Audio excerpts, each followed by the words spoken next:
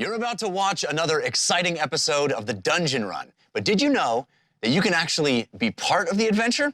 Tune in live on Wednesday nights at 6 p.m. Pacific time, and you can make your voice heard and help determine the fate of our adventurers. Hope to see you there. Greetings and welcome to The Dungeon Run, a live tabletop role-playing game where your interactions help tell the tale. I am Lord Ereban, the Keeper of Secrets, and I have brought these adventurers together and set them on an epic quest to decide the fate of the world. When they found my amulet, it gave them the key to unlock the mysteries of Ain and allowed them to communicate with you, the Watchers of the Time Stream. Now you have the power to help or hinder them as you see fit. If this is your first episode, fear not. Our Dungeon Master will catch you up on everything you need to know to jump right in. And you can always watch past episodes by visiting our YouTube or listen to the audio version by searching for The Dungeon Run wherever you get fine podcasts. The Dungeon Run is made possible through the generous support of our patrons. Bonus shows, special content, and more is available when you become a supporter at patreon.com/thedungeonrun. And join the incredible Dungeon Run community by visiting the official, unofficial Discord at thedungeon.run/Discord. Also, don't forget to like and subscribe. It really does make a difference. But now, sit back, relax, enter the world of Ain, and let the dice roll! Yeah, welcome, Watchers of the Time Stream, patrons. Welcome to episode 97 of the Dungeon Run. Is this your first episode? Fear not. We will give you everything you need to jump right into our story shortly. But first, let me welcome you to this episode of the Dungeon Run. Man, we are so grateful to our patrons for making this show possible. We've had a big week on the Patreon at patreon.com/thedungeonrun. If you are not a patron, I urge you to check it out, especially this week. There's a whole bunch of really exciting content hitting the Patreon just for patrons. Morgan Peter Brown released a cast secret, which was like 35 minutes long. Did you watch it, Jeff? I did not watch it. It's a secret, right? I'm not supposed to watch it. I did. You can watch it. I mean, okay. I don't know about the rest. Yeah, it is just me deep diving on James and Shothragot for legit 35 minutes by myself. I don't know if I'm proud of that fact. It's good content. It's good content. I also posted a new amulet tier, the DM tier content. People requested a breakdown of the week leading up to an episode, what I do to prep for the show. And so I did. I broke it down. I get a video and in written form, day by day, my schedule on how I prep as a DM for the show. So check that out. We also have a brand new show that just premiered, early premiere for patrons. It's called Arcane Artistry. Ronald Ogden and Jared Kajak put that together. Fellas, it was awesome. I loved it. Not to be confused with Arcane Archery. Yes. Well, to be confused with that. Like, terrible subclass. Terrible subclass. That's that sounds awesome. Don't be to an me. arcane archer. Love the arcane archers out there. Yeah. Magic bows, magic arrows. Come on. That's great. Yeah. Great idea. Great It's concept. the Cupid class. Yeah, Cupid class. No, but you guys, for the first episode, interviewed our dear friend Amy Vorpal on what it takes to have her life, which is seems like an amazing life to have. Yeah. And highly successful Kickstarter. yes, her Kickstarter is awesome. Yeah.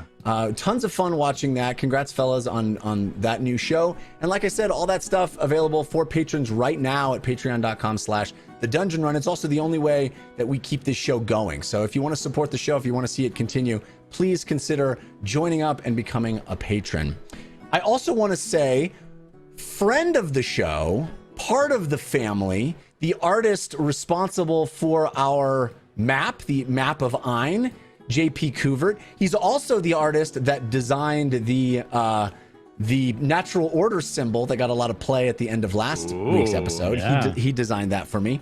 JP Couvert, he has a new product that I wanted to tell you guys about because he is our friend. He's got this thing called Flick Silver Pens Dragon Town, which he's selling on his website, jpcouvert.com. It is awesome. It's a fully fledged, it's got a map of the area. It's a fully thought out world in a zine, and it's got everything you need, maps and characters and scenarios. It's incredible. JP. So charming, so fun. It's great for kids. It's great for adults. I highly recommend you check it out. Flick Silverped's Dragon Town, $15. So we love JP, and he is a big part of why this show's awesome. So happy to plug his stuff at the top as well. And he can apparently see into the future because he made that natural order symbol 20 episodes before we knew who the Candle Queen was. So, Indeed, he did. Yeah. Someday, maybe as a patron thing, I will reveal all of the iterations that we did on it because it went through lots of iterations. The other things I need to tell you are, in addition to being patrons, you can support the show live if you're watching here on Twitch by purchasing items. There are digital items that we have for sale, and every week we do a force war, a big tug of war between Team Force of Good and Team Force of Evil. And the winner of that force war has a card, a force card, in play the following episode. You can influence the fates of these adventurers by purchasing potatoes. The golden potatoes are a huge, awesome way to influence that tug of war for Team Force of Good, and the evil yams pull the tug of war toward Team Force of Evil. Also, the balloons, purple balloons for evil and gold balloons for good, will influence that tug of war. And last week was quite the epic battle between Team Force of Good and Team Force of Evil. I mean, we love you, Changebox. We love you so much. And a number of other people. But squeaking out the victory with 51% was Team Force of Good. So this week there will be a Force of Good card in effect all episode long. These are cards that are submitted by viewers like you. You don't even have to be a patron to submit a Force card. We get awesome submissions. So don't hesitate to try that as well. This week's card was submitted to us by Flocktimus Prime. Wow. Flocktimus Prime. It is a Awesome. Team Force of Good card called Who's Guarding the Bread? Does bread mean money? Okay. Are we talking bread is money? Yeah. I don't know if you've been paying attention the last several weeks, but no, it does not mean money. No, it's literal bread. Before any one dice roll of their choice, each player may make a bread pun appropriate to the situation, earning them a +2 on their roll. Oh, God. If they make a successful pun about guarding bread, they get a +4. You should speak the pun clearly, but you don't have to chala. Oh, no. Yeah. I apologize to all new viewers. Well, that's what we're working with No, tonight. it's good they know, Morgan. It's good they know now. Better know, better know up front. So Break 'em in. any dice roll, we can get a +2 with the bread pun. But if we talk about a bread pun that is guarding bread, then it's a +4. Yeah, you got to make the pun about both bread and guarding, and it is one per player, one time per player. Right. It's tough. In the game. Okay. One Yes. time per player. And okay. Tonight, yes. Also, any other? Where else would the rolls be, Jared? Sorry. I was like, no, I'm saying like I could just see Uggo talking about Fakasha and then Kaiser rolls and any number of other things just random. Stop giving them away. Stop giving away breads. Hang on to them. Okay. Any other updates that we need? The merch store is still rocking and rolling, right, Ron? It is. It's still rock and rolling. You should look starting around next couple of days, Friday, for maybe some new stuff that will hit the merch store. I also wanted to point out that this is the last prime numbered show until 100. Wow, look at that. Look at That's that. 97's a prime. Wow. Math. We have some awesome stuff in store over the next couple of months as well. The company is going strong, and we're planning some really cool surprises. So I'm excited for that.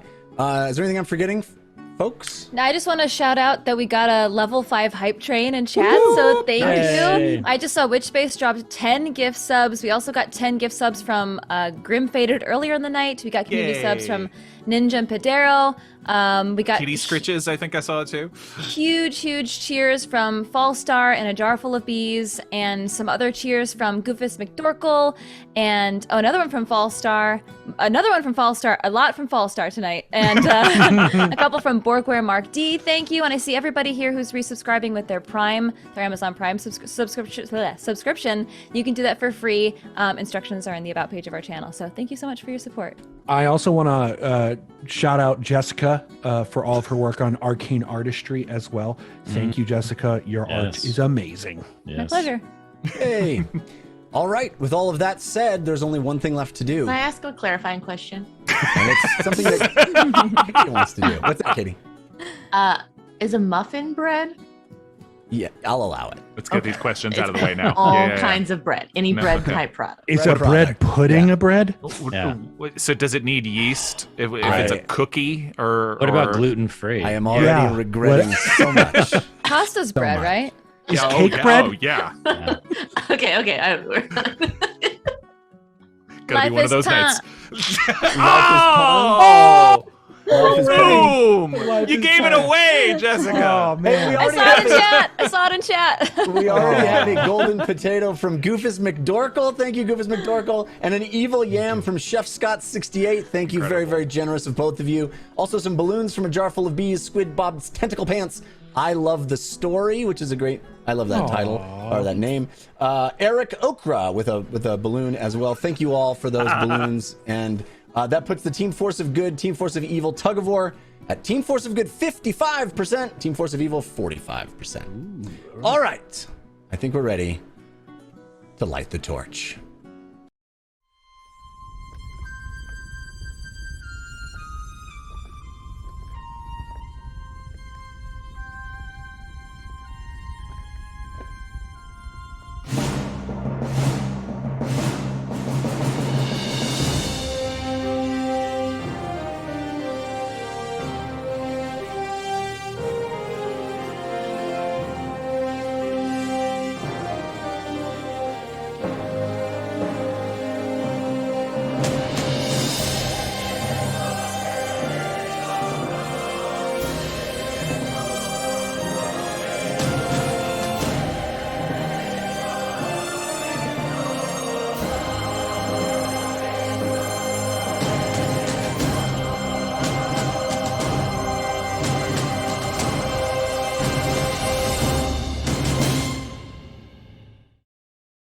It started as a simple dungeon run, but it has become a run-in with the law.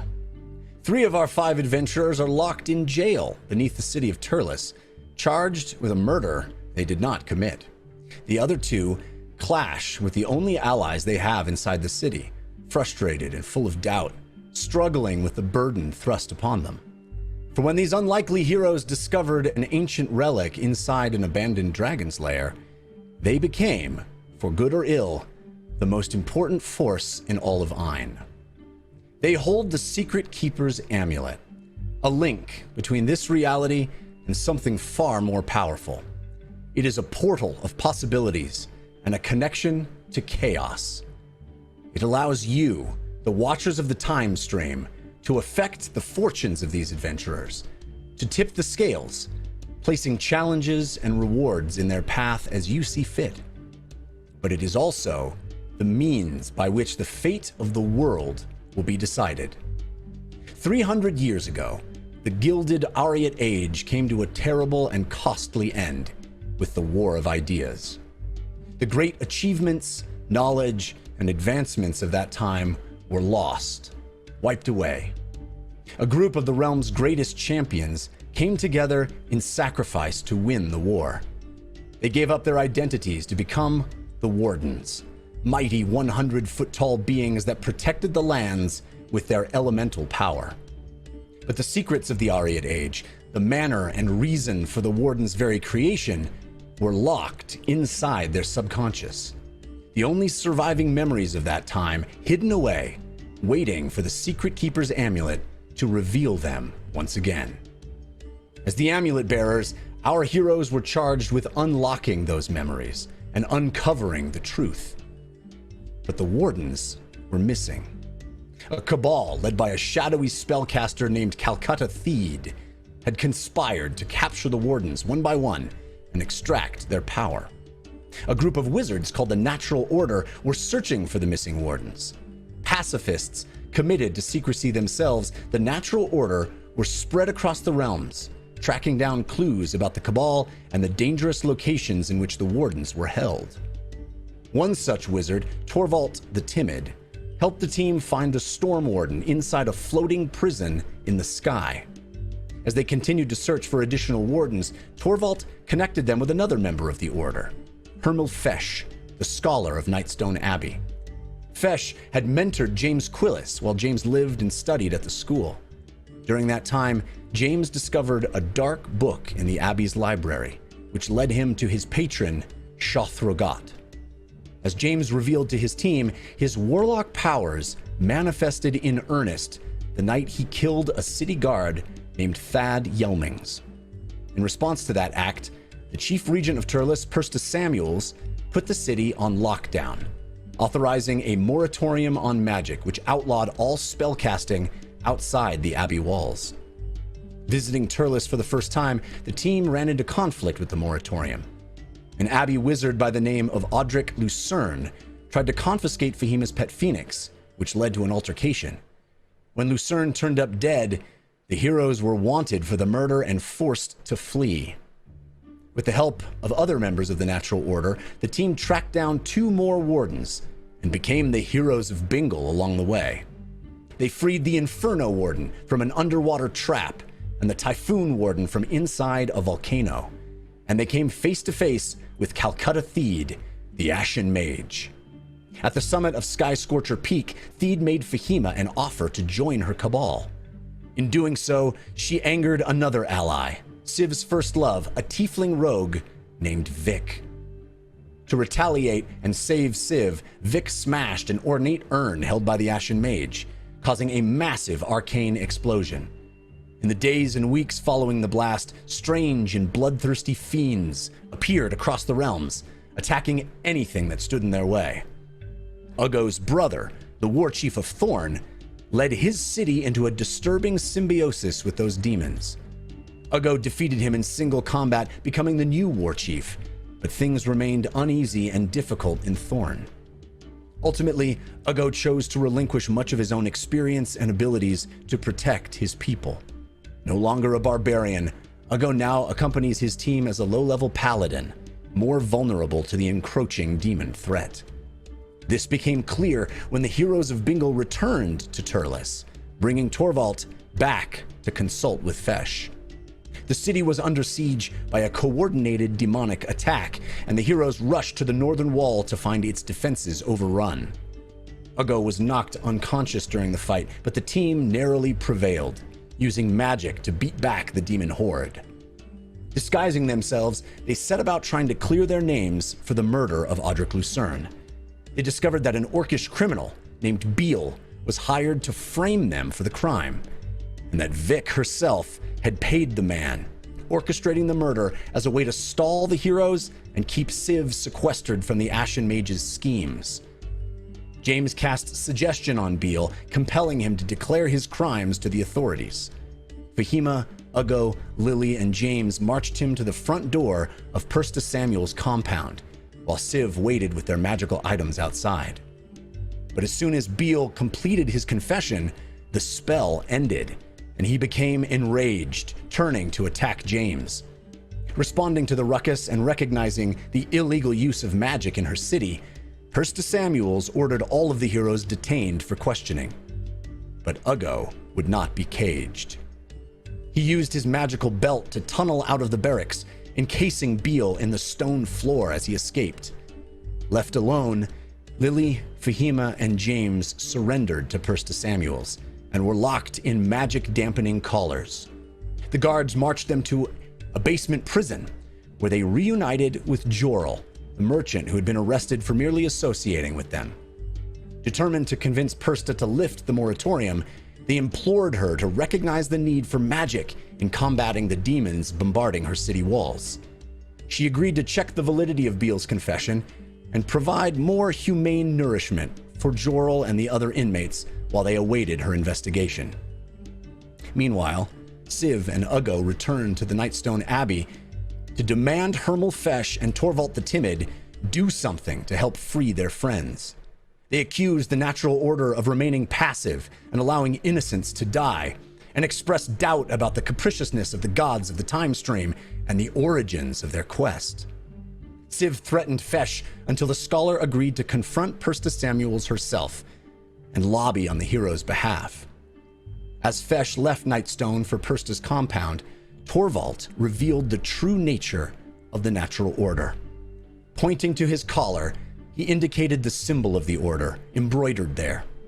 Not simply a teardrop amid arches, the insignia represented a candle in the darkness, a light at the end of the tunnel, and a commitment to find knowledge, trust, and hope. And that is where we pick up this week. They also sell herbal supplements, I hear. Yeah, that's not a bread pun, Jared. Doesn't count. Doesn't count. All right, I let my guard down. Indeed you did. Indeed you did. Okay, so we have, as we often do, a party divided. What? Split party. Jeff says annoyedly. Yeah, annoyed. Yes. Annoyed. Yeah. We also got a number of potatoes and yams while I was speaking. Hooray! Because it was such a good storytelling that was happening. 2 golden potatoes, a second one from Goofus McDorkle. Thank you, Goofus McDorkle. Huge. And one from Dumb Guy 420. Nice. Is a name I have not seen before. And you know what?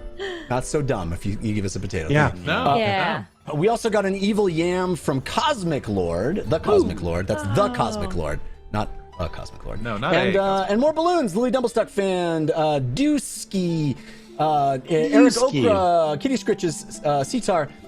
That brings the total war update, the tug of war update, to Team Force of Good at 61% and Team Force of Evil at 39%. Wow. All right. So, let us start with our 3 folks in prison. And as the last time we saw them, last episode, Persta had departed. And so the 3 of you in your individual cells in this prison, there's not much to do there. You sit and hours pass. Jorl, such that he is, regales you with stories of various misfortunes he encountered while living in Shantytown. And he tells you about his father, who originally taught him that life is pain. Okay. And nothing changes for quite a while as you sit in this dank, depressing place underground. Eventually, something does change. And the first thing you notice is the smell. A delicious smell. The aroma of freshly cooked food wafts through the stone corridors of the jail.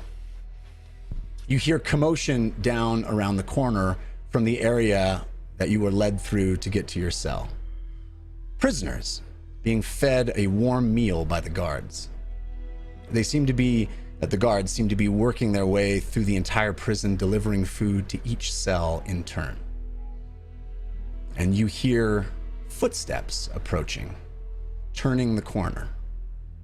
Heavy boots on stone. The movement stops, and through the bars of each of your cells, you can see a long, tall shadow stretch across the ground from the torchlight. The shadow of an armored woman. After a moment, she speaks. If you are innocent of your crimes, Why did one of your number flee when ordered to stand down? Well, we haven't exactly been welcomed in the city. And as you know, life is not always fair. He's also not particularly fond of cages. Correct. Alternatively, his usual response to being confronted is violence and rage, or I shouldn't say usual, but a while ago it would have been, so I would say this is the better of the two options. You would have me to believe that you are innocent, but the most appropriate course of action was to run. Madam, I'm sorry, please. No, go ahead. It was a very difficult decision whether or not to come to you. Because, don't mistake us. We have important business elsewhere. There are things that concern all of Ain that we are trying to get to. But because we care for Terlis, and because we wanted to speak to you and thought we could reason with you, we knew that this was worth it. To do this, to come and talk to you. But it is a very difficult decision, and I admit to having some doubts myself right now. Because if you keep us here, this is not a threat, I don't mean it as such, but if you keep us here for too long, it could mean very bad things. For the city and for all of Ain. And so our friends, you can't blame us for hedging our bets. That's what I'm saying. When your magical illusion dropped, which we did willingly, I'll remind you. your appearance transformed into something much more akin to the creatures we have been fighting for the last weeks. Yes. Why? We have encountered and been dealing with very dark forces in this journey and quest of ours to protect others. That has involved also getting far more involved with some than we'd like. I was punished by these demonic forces recently for refusing to kill someone that they wanted dead. So you ally yourself with these fiends? No, I do not. I'm the living proof. You and I had never met prior to this, so you can't really tell what I looked like before, but I have not always looked as such.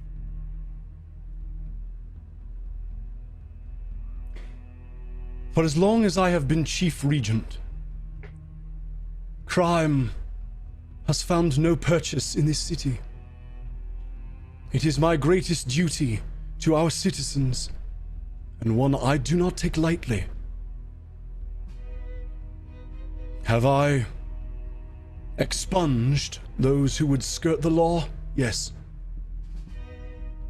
Has that spawned a settlement outside our walls? It has. Am I responsible for their well-being? I cannot be. Those who would choose to violate our laws must deal with the consequences of their decision. I am sworn to protect the law-abiding citizens of Terlis. The only thing between the good people of this city and the fate that befell Shantytown was our walls.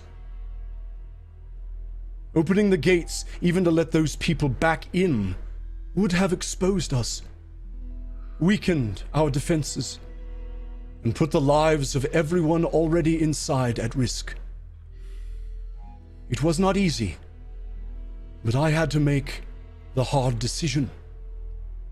That is what being a leader is. Making hard decisions. And I have another hard decision to make in your case. The early indications are that the confession you extracted from the Orcish criminal is consistent with the evidence we collected. As an incentive for us to chisel him out of the ground, he has also given up the location of a number of additional lawbreakers who occupy abandoned structures here in Terlis. I suspect this will expose a criminal network in and around the city that has been elusive to me. Apprehending these criminals will make the city safer. And your involvement in that process has been noted. But you ask me to go further.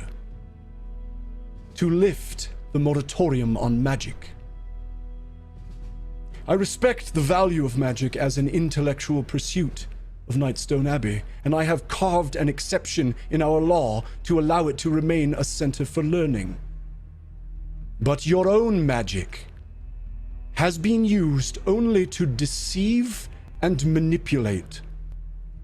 You disguised yourselves in blatant contravention to our law and invaded my dreams, a particularly disturbing violation of my personal sovereignty.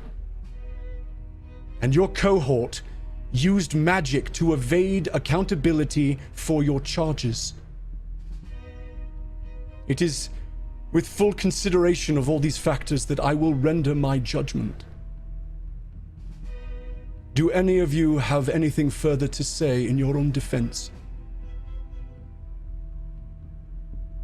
Do you render judgment on yourself?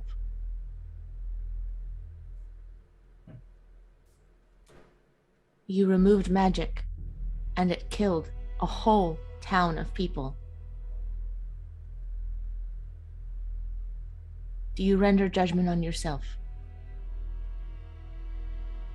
The moratorium on magic is not responsible for the carnage that our city has seen in recent days. You do not think it has any responsibility in that? You do not think if your city was able to use magic in defenses, like we were when we defended the city just recently from demons, it would have saved many lives? You do not have to answer now, but I ask you to consider this. And I ask you, as your brain works as I'm learning how it works, to take time and really think if this moratorium on magic does not have more culpability in the lives that were lost here in Terlis.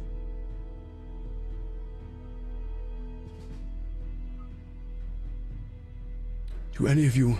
I have a proposal. Sorry, I was muted. I was talking. I have a proposal. I've heard everything that you've said, and I am absolutely willing to bear the consequences of breaking the law of the city. That's how things work.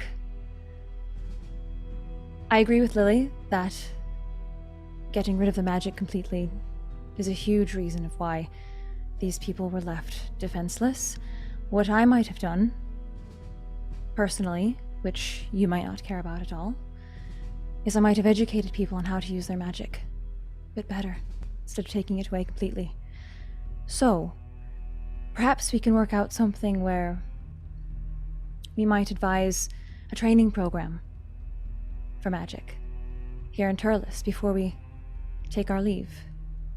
Should you find that appropriate, we could team up with the mages of the Nightstone Abbey and educate people on how to wield their magic in defense.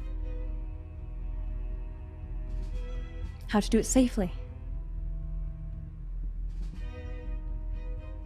You say that you're proud of your record as far as crime in Terlis is concerned, and yet Beale and his cohorts are operating a criminal underground underneath your feet. Crime, as we so often think of it, comes from desperation. Desperate people who have no other choice. You've created an entire class of people who are desperate. Simply because you decided one day to take away from them something that was so important that they had no other choice. Laws, I agree with you for the most part. Laws are very important, and laws are helpful, but Well, laws we can't are sit here and lecture her on her job, though, James. I know, but I think we just need to seek some sort of solution. It's and either- I agree with your solution, but I'm also telling her that the moratorium has created the same problem that she's now dealing with.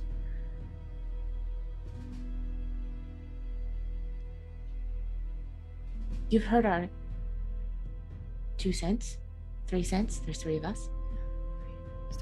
I just ask you, please, if you are just and if you do believe in fairness and balance, consider the consequences of your decisions. Consider the responsibility that you hold from your decisions. On paper, I understand what you have done, but sometimes application is much different than paper. You see her bow her head slightly.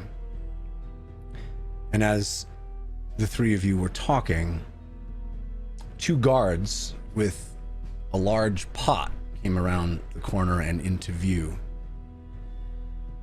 They arrive first at Fahima's cell and ladle a generous portion of sweet-smelling soup into a wooden bowl. It looks to be spiced mutton in thick broth with leeks and cabbage. It smells glorious. And Lily, you can see Jorl pressing his head against the bars, trying to get a view or maybe just a smell of it, his eyes wide and his lips smacking in anticipation. As the guards move to James's cell to give him the bowl, you hear Persta continue. I have heard your words and am prepared to deliver my verdict.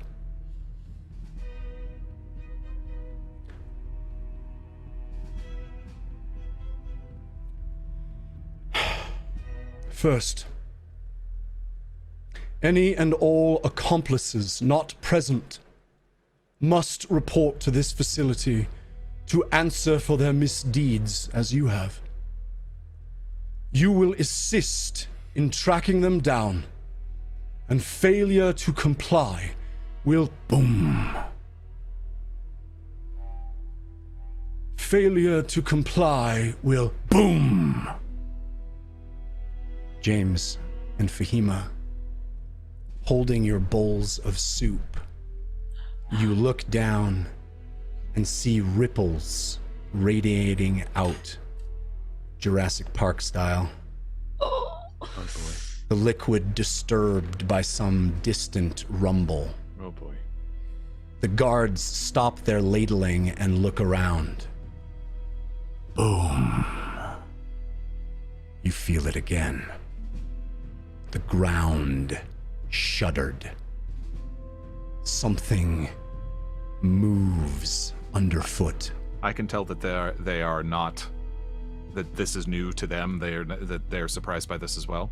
Yes. And then everything starts shaking, and a number of things happen all at once. It's the big one. Lily, you see Jorl's hand reach out through the bars for his own bowl as the guards drop the pot of soup and it spills across the floor, seeping into the cracks in the stone that seem to be getting larger, wider. Stone is breaking and crumbling. You hear screams from down the hall all around. Then a rupture. Something coming up and out of the ground right in front of you. Dark, insectoid claws burst through the floor, then a carapace and a horrible segmented face. Teeth, a vicious open maw snarling and seething. A massive demon erupts from the ground, knocking the two guards aside. Their bodies slam hard into the stone. You hear the sound of their plate mail bend under the force of it. Persta runs forward into sight, that shadow turning into a full person in your view. She unsheathes her longsword, its polished metal seeming to glow in the torchlight. Sounds of terrified guards and screaming prisoners echo from farther away. This is happening throughout the prison. Roll perception, all three of you, please. Oh my gosh. Where are my dice? First roll. Fahima, you have advantage from Lady Venera, countered by Direnair. James, you have advantage from Kitty Scritches, countered by Direnair. And Lily, you have advantage from the Forgiving Clam, countered by Direnair. Direnair, not now! 17. Perception, you said, yes? Yeah. Okay, perception. Okay. We're doing okay. 22. 18. All right. All of you see it. This creature is large with 5 sharp pincers in addition to its sturdy hind legs. Its beady eyes seem to radiate a sickly yellow. Mandibles around its mouth gesticulate wildly. It reaches down with one of its claws and grasps a fallen guard. Effortlessly, it lifts the guard's body into the air, even as he flails trying to resist. Its razor-sharp talon begins to squeeze, puncturing the plate mail with ease. The guard emits a ghastly bellow as the monster exerts incredible pressure on him. Blood starts to spew out of the puncture wound, cascading all around the prison walls. It's like the demon is wringing out a human sponge, spraying crimson gore in a wide swath all around. Persta rushes forward, her eyes locked and steady. Panic emanates all around, but she remains focused. She swings her sword at the creature, cutting into its carapace. It turns and reaches out a second of its 5 claws, grabbing her arm and yanking, flinging her past it. Persta's body tumbles through the air, colliding with the prison's back wall between Lily and Joral's cells. Lily, you can hear the wind knocked out of her and a sickening crunch as her head collides with the stone. Remove this! Help us! Her blonde and white hair immediately matted with blood, she lies slumped against the wall, motionless. The creature turns its attention to the other guard, who scrambles to his feet. What do you do? Can I reach Persta? You cannot.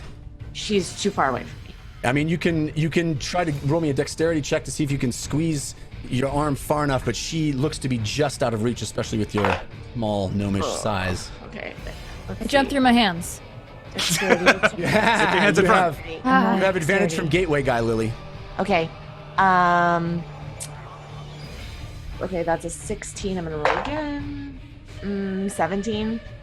17. You try with all your might, and you squeeze much farther than you think you can. The bars are tight, and you push and push and push, but you can't quite reach her leg. She lies there slumped on the ground. The creature continues to attack. It picks up the other guard and tears into him, biting down with its mandibles, and blood squishes out of his neck. He screams. I rush to the bars and I yell out in abyssal, "Stop what you are doing!" And you see the creature turn and look at you and take another bite out of this guard who's screaming and flailing about. He reaches for his sword and tries to stab it. Leave this place. We have already taken it. And I'm staring directly at it.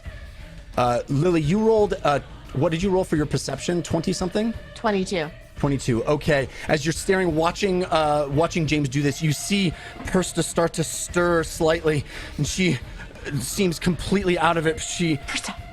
Persta, the keys. The keys. We can help you. The keys. I'm gonna roll for her. Please. She rolled an 18. She fumbles at her belt and pushes a ring of keys halfway between you and the bars. You reach out and you can just barely touch them with your dexterity roll, and you grab the ring of keys. James, what are you doing? I am shouting for it to retreat, and this area is already taken. Just seeing if it will listen to me. There is blood dripping from the walls. It's soaked on the floor. There's a massive puddle of it. It's disgusting how this thing is holding one guard in its claw, still holding it, squeezing it, this blood spewing out as it bites down on the other one's neck. Both guards trying with everything they have to fight back, to do something, anything. Lily, you managed, and you've done well. Go to another place. It screeches and tosses the guard that it had elevated in its arm that seemed to have been squeezed of all of its blood. It throws it at your cell, James. It hits the bars of your cell and slides down, leaving trails of crimson on the bars. A corpse that seems to be drained of all of its fluids, sickly and thin, lies against the bars right next to you. Can I reach around, and the keys, are they able to unlock the magic collars too, or no? Well, you have a ring of keys. You don't know what they're for. Right? So I mean, but looking at them, can I tell, are there different types of keys, or they're jail cell keys and collar There's definitely keys? a lot of different types of keys. I don't think you would be able to tell just by looking at them what is what. Persta, I need one. How can I unlock the collar? She seems to be really out of it. There's a lot of blood trickling down her neck from a wound in the back of her head. She is barely holding on to Persta, look at me. You can do this. How do I unlock my collar? Keys. Which one? Which key? She tries to get to her feet, and she falls, lands with a thud on the ground. The demon that threw her, hearing that sound, turns and starts moving over to her. I start trying keys, Okay. seeing if any of them fit. I am yelling, comrade, look at me, free me.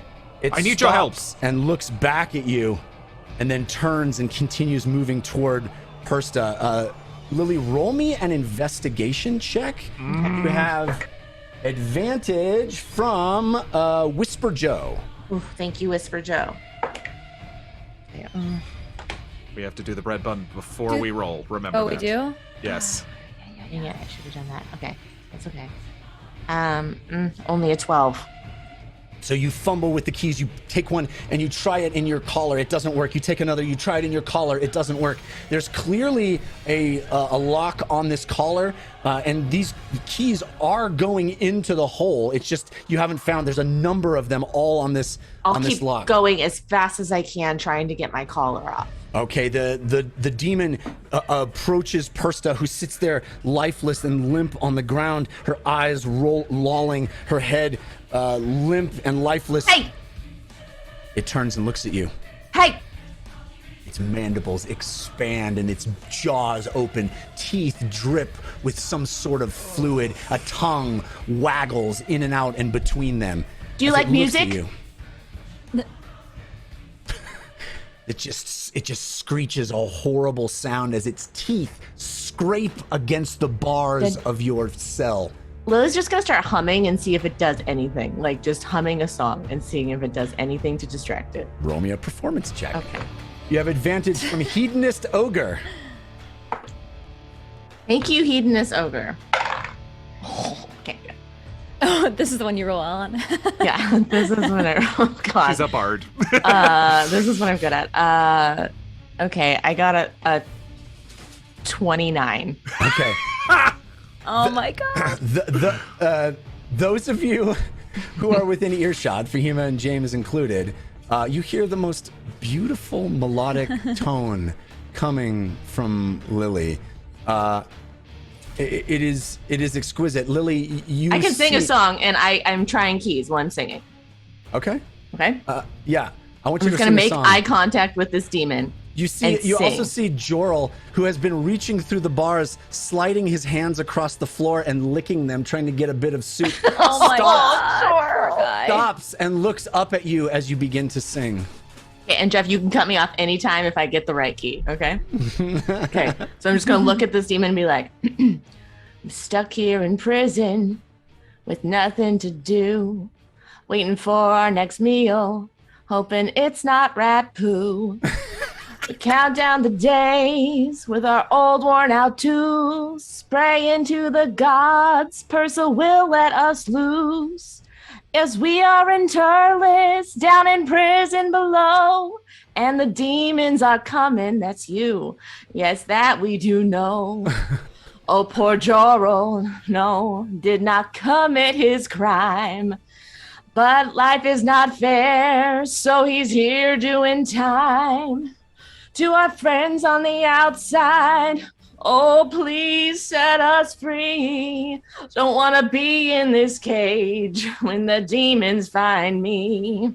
Yes, we are in Terlis, down in prison below, and the demons are coming. Yes, that we do know. Wow. Oh, Persa, we pray, please let us loose. Don't want to be in this cage when I lose my last tooth. And I'll just keep singing this. As you say last tooth, you hear a click as the collar unlatches. I want to say that we got some potatoes. We got a potato from Spectre Ranger and the Bingle Banshee. I believe that's one unit with the potato. And then an evil yam from Syntax. 2 evil yams from Syntax, I should say. Wow. Thank you. So Team Force of Good at 51%, Team Force of Evil at 49%. So just as you complete your song, you find the right key. This thing has been staring transfixed at you, its mouth open, agape, looking at you. And as you hit that last note of your Terlis prison cell blues, the right key enters the lock, you turn it, and the collar pops open and falls from your shoulders. And then I'm immediately going to cast Shatter on that demon. But I'm going to try and make it so it doesn't hit anybody else. Is that possible? It's a 5-foot radius, so I don't know how close quarters we are. Why don't we go to the map room and find out? Okay. Lily, that was beautiful. What is happening? Oh my god. Are you singing blues? Yes, I was trying to distract it. Did it work? I don't know. Oh man. Bless you's blood everywhere. Long enough. Okay, so I see. All right, is everybody into the map room? Okay, there we go. So if you see, there's Lily directly across from Jorel with Persta in between them. The demon with blood, pools of blood all around it. James and Fahima in adjacent cells as well. Sean, can you zoom in on the Jorel token, please? The Jorel token is beautiful. I think the watchers of the time stream need to see that. I don't know how close you can get. I believe that's Carlos Hurtado's Jorel art, isn't it? It is. How Based can on I Jeff use any himself. other? How can I use any other? Amazing. Covered in suit. Yeah, Poor he's at the edge of his cell, reaching out. All right, we can. Thank you, Sean. Sean. We can roll initiative. Lily will be going first, but everybody else can roll. So we just get this into a nice, concise order. How big is that demon? It is large. Okay. Officially large. Very large. Is it We got closer? a potato from Guyvox that says for Lily's singing. Oh, thank you. Amazing. Thank you. Do we have advantages, disadvantages, Jeff? Yes, indeed you do. Fahima, you have advantage from a jar full of bees. James, you have advantage from Goofus McDorkle. And Thank Lily, you, you have Goofus. advantage from LZBN Wolf. Okay. Right. I got a 14. 9. Okay. Oh my gosh. Thank goodness for advantage. I really appreciate you. I got a 20, a dirty 20. Dirty 20. All right. Well, that works because you were already going first. You said we were here for hours. I assume those counted for a short rest. Yes, Jeff? Oh, yeah. Yes, for sure. Okay, just Jeff, seeing how close this demon is. I'm a little worried. Can I change what I did? Yeah. Or is it too late? Okay. No. You hadn't seen it yet. So, okay. So we are. The order is Lily, Fahima, Demon, James, and then guards. And the demon is directly on top of a hole in the ground. Yes, it burrowed up out of a little hole in the ground, and much smaller than it seems like would fit a creature this size. But it seems to have. It clearly has a burrow speed, right? It burrowed up out of the ground and up into this chamber. Okay. The demon is, I'm assuming, still looking at me, but Persta's right in front of me. Yeah, she's sort of slumped against this wall here. Okay. But the demon, is right at your cell, and yeah, you can so see what it I'm right gonna through the do, bars.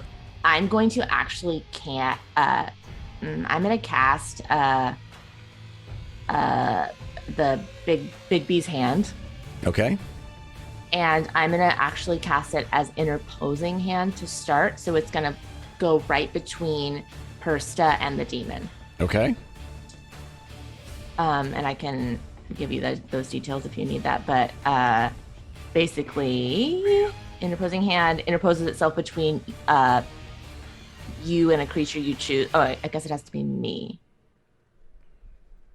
Never mind. I'm gonna not do that because I don't want it to be me. I'm gonna do grasping hand then. So I'm gonna attempt to grapple. All right. A huge or grasping smaller. Hand, attempts to grapple a huge or smaller creature within 5 feet. Use the hand strength score and. But I have a range of 120 feet that I can cast it, so I think I can do that. Yeah, no problem. Yeah.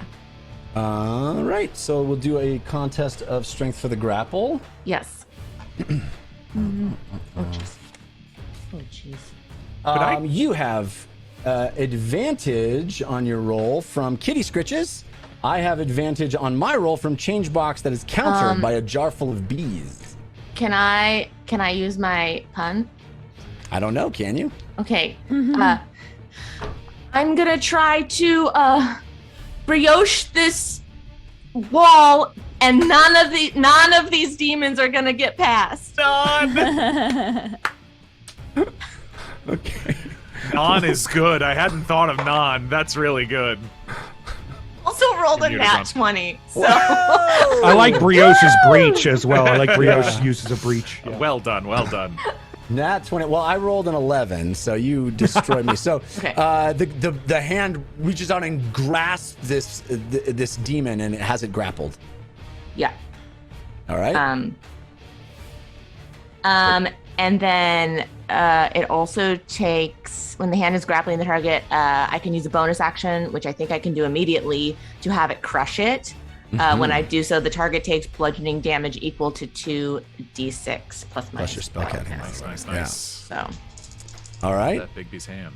okay, that Very useful spell. is, Yeah, especially for gnomes. that is 13 points. 13 points of damage. Yeah. All right. 2d6. So this thing Plus your spellcast modifier. Plus my Gets a- spellcast modifier. Yeah, I know. gets I a rolled taste well. of its own medicine. As it was grasping something and squeezing it and squishing it, now the same thing happens to it as the hand squishes its body, and you hear the carapace crunch slightly as it screams, and its mouth goes wide and the mandibles are moving about wildly. That brings us to Fahima's turn. Lily, how did you? I need that key. Okay, I'm working on it. Fahima will try to scramble out to the edge of her cell and reach out towards Lily. I don't think I can do anything else really, other than maybe try as hard as I can in my head to call to Meep, even though that's not how that works. Yes, of course, Meep outside of your Mal range at this point as well.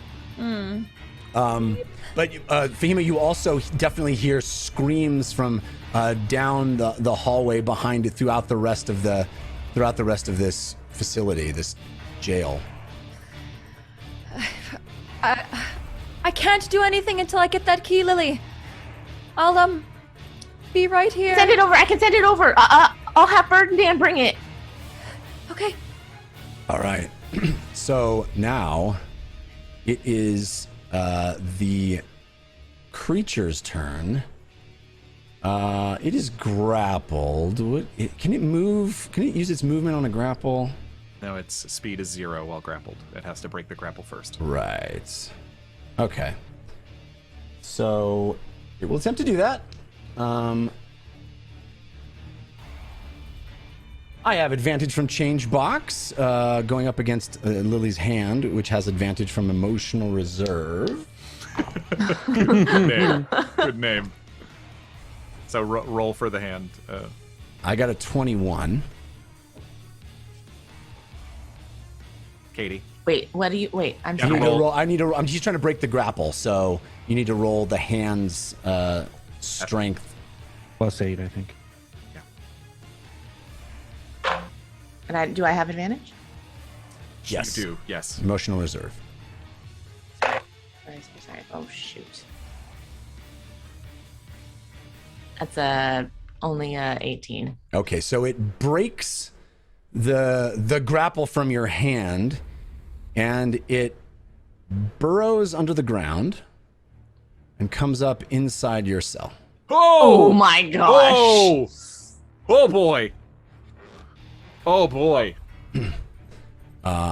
It is going to. No. Oh no! No. Okay, so that's its action. Yeah, I can't do anything else because it used its action to escape the grapple. Now it is in your cell. It is this massive creature comes up. It burrows under the ground and comes up through the dirt, spewing up rocks, breaking it. It pops up. This thing huge coming out of this small hole. Its claws. It dropped both. It dropped the. Well, it already thrown the body at James's cell. So it is inside your cell. The size of this thing, I mean, you're small, so you're able to sort of be in the corner, but the size of the thing takes up most of the room inside your cell. It's got 5 arms, 5 claws that move about and shake, and it's got this face with mandibles on it. James, it is your turn. You said the body of the guard is thrown against my cell? Yes. Actually, before you do that, the other dredge demons go, and though it's out of your sight, you definitely hear sounds of fighting and screams of guards from the rest of the prison. Lily, get out of there!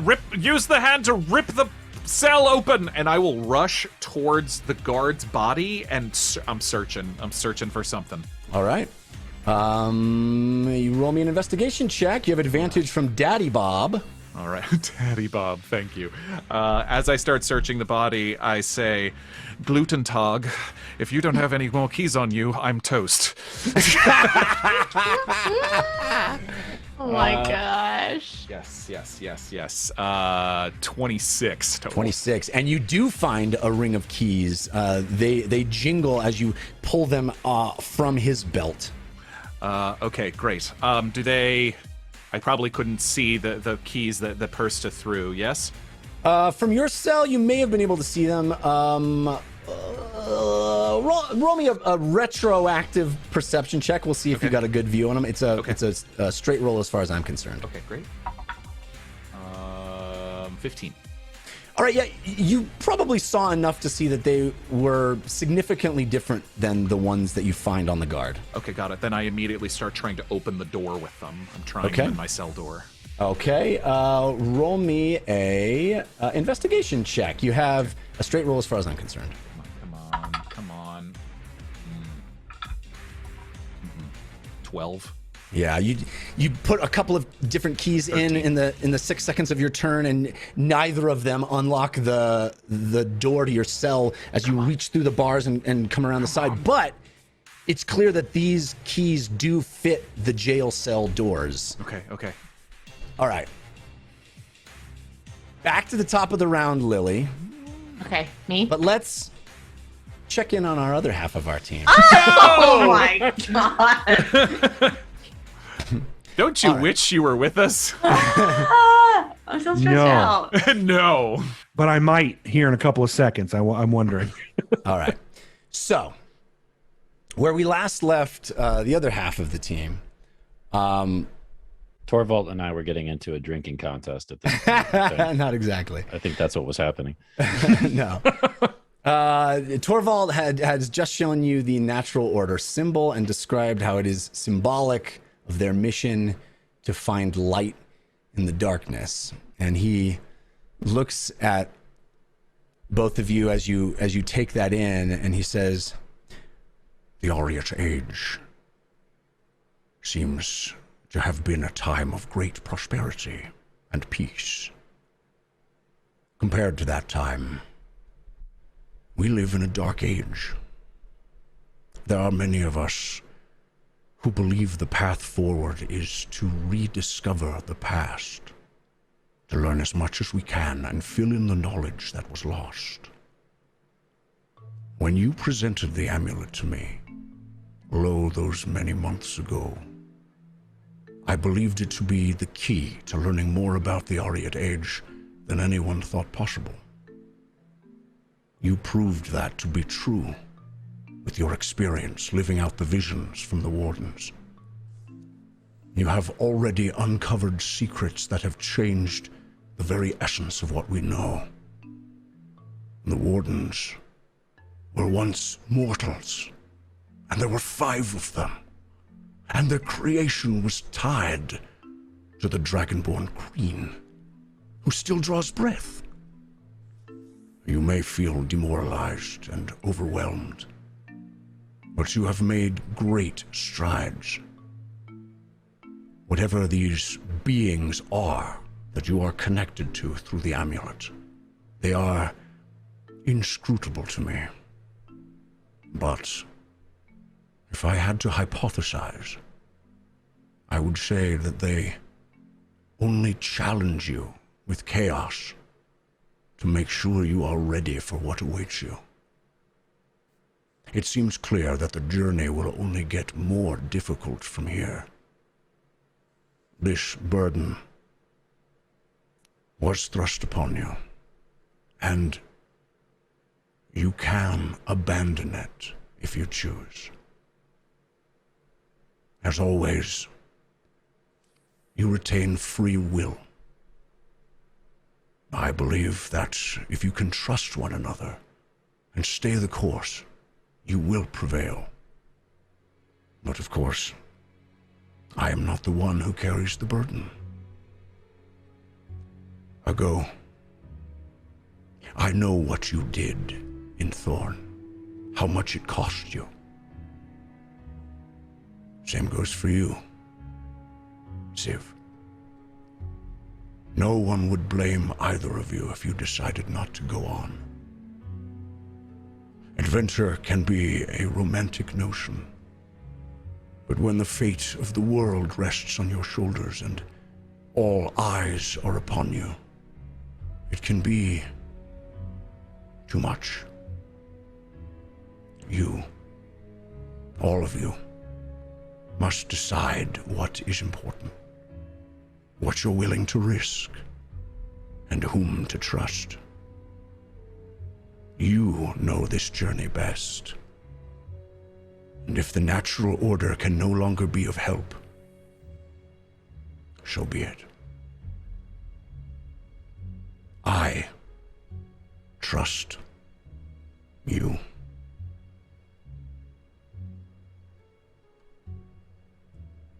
Then send me to Winkberg. Send me, and I will bring back the Duke. As you know, we no longer have a natural order wizard stationed in Winkberg. And I am willing to do everything I can. Actually, where is Cornelia? He looks, and you see Cornelia the Clean seems to have climbed up onto the windowsill. Tiny little Cornelia the Clean that has that has shrunken down. She seems to have climbed up onto the windowsill at the back of Hermelfesh's office, and she's waving her arms wildly, gesticulating at you. And Torvald looks over and he says, "Oh my, I suppose we lost track of you in all the commotion. I'm sorry, Cornelia." And you I'll grab a cup so that we can put her in the cup so we can actually hear her. Okay. The last time we had a cup, Fahima had conjured it. Are you doubting that Siv has a cup? Okay, all right, just or a vessel of some kind? Just wondering where it's coming from. So you produce a cup, and as you approach the window, I'll drink the booze out of the cup before I put her in it. I love that there's like booze residual that will immediately just own this poor little shrunken woman.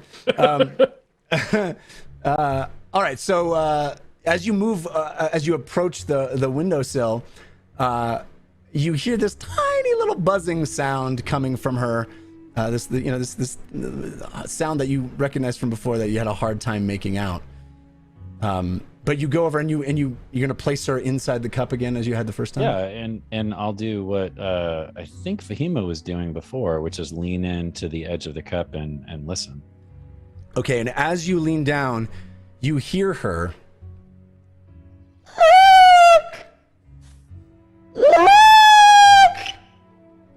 Look out the window! I'll look out the window. Now, as you recall, every time you've been in Fesh's office, it has been the drapes have been drawn. It has been dark and only lit by candlelight. And as you pull the drapes open, you see the day has gotten fairly late outside, but there's still plenty of light. And as you look, you see carnage. There are people running through the streets screaming, and winged demons flying over the top of the city, swooping down, picking up people, grabbing them, and throwing them into the sides of buildings. Numerous demons clearly flying over the walls, over the rooftops of cities, swooping down, grabbing townspeople and throwing them, slashing them with their claws, some even biting down. It is apocalyptic. Yeah, it's like the gates of hell opened up, essentially. Yeah. And you hear once again from the cup, "Fish is out there."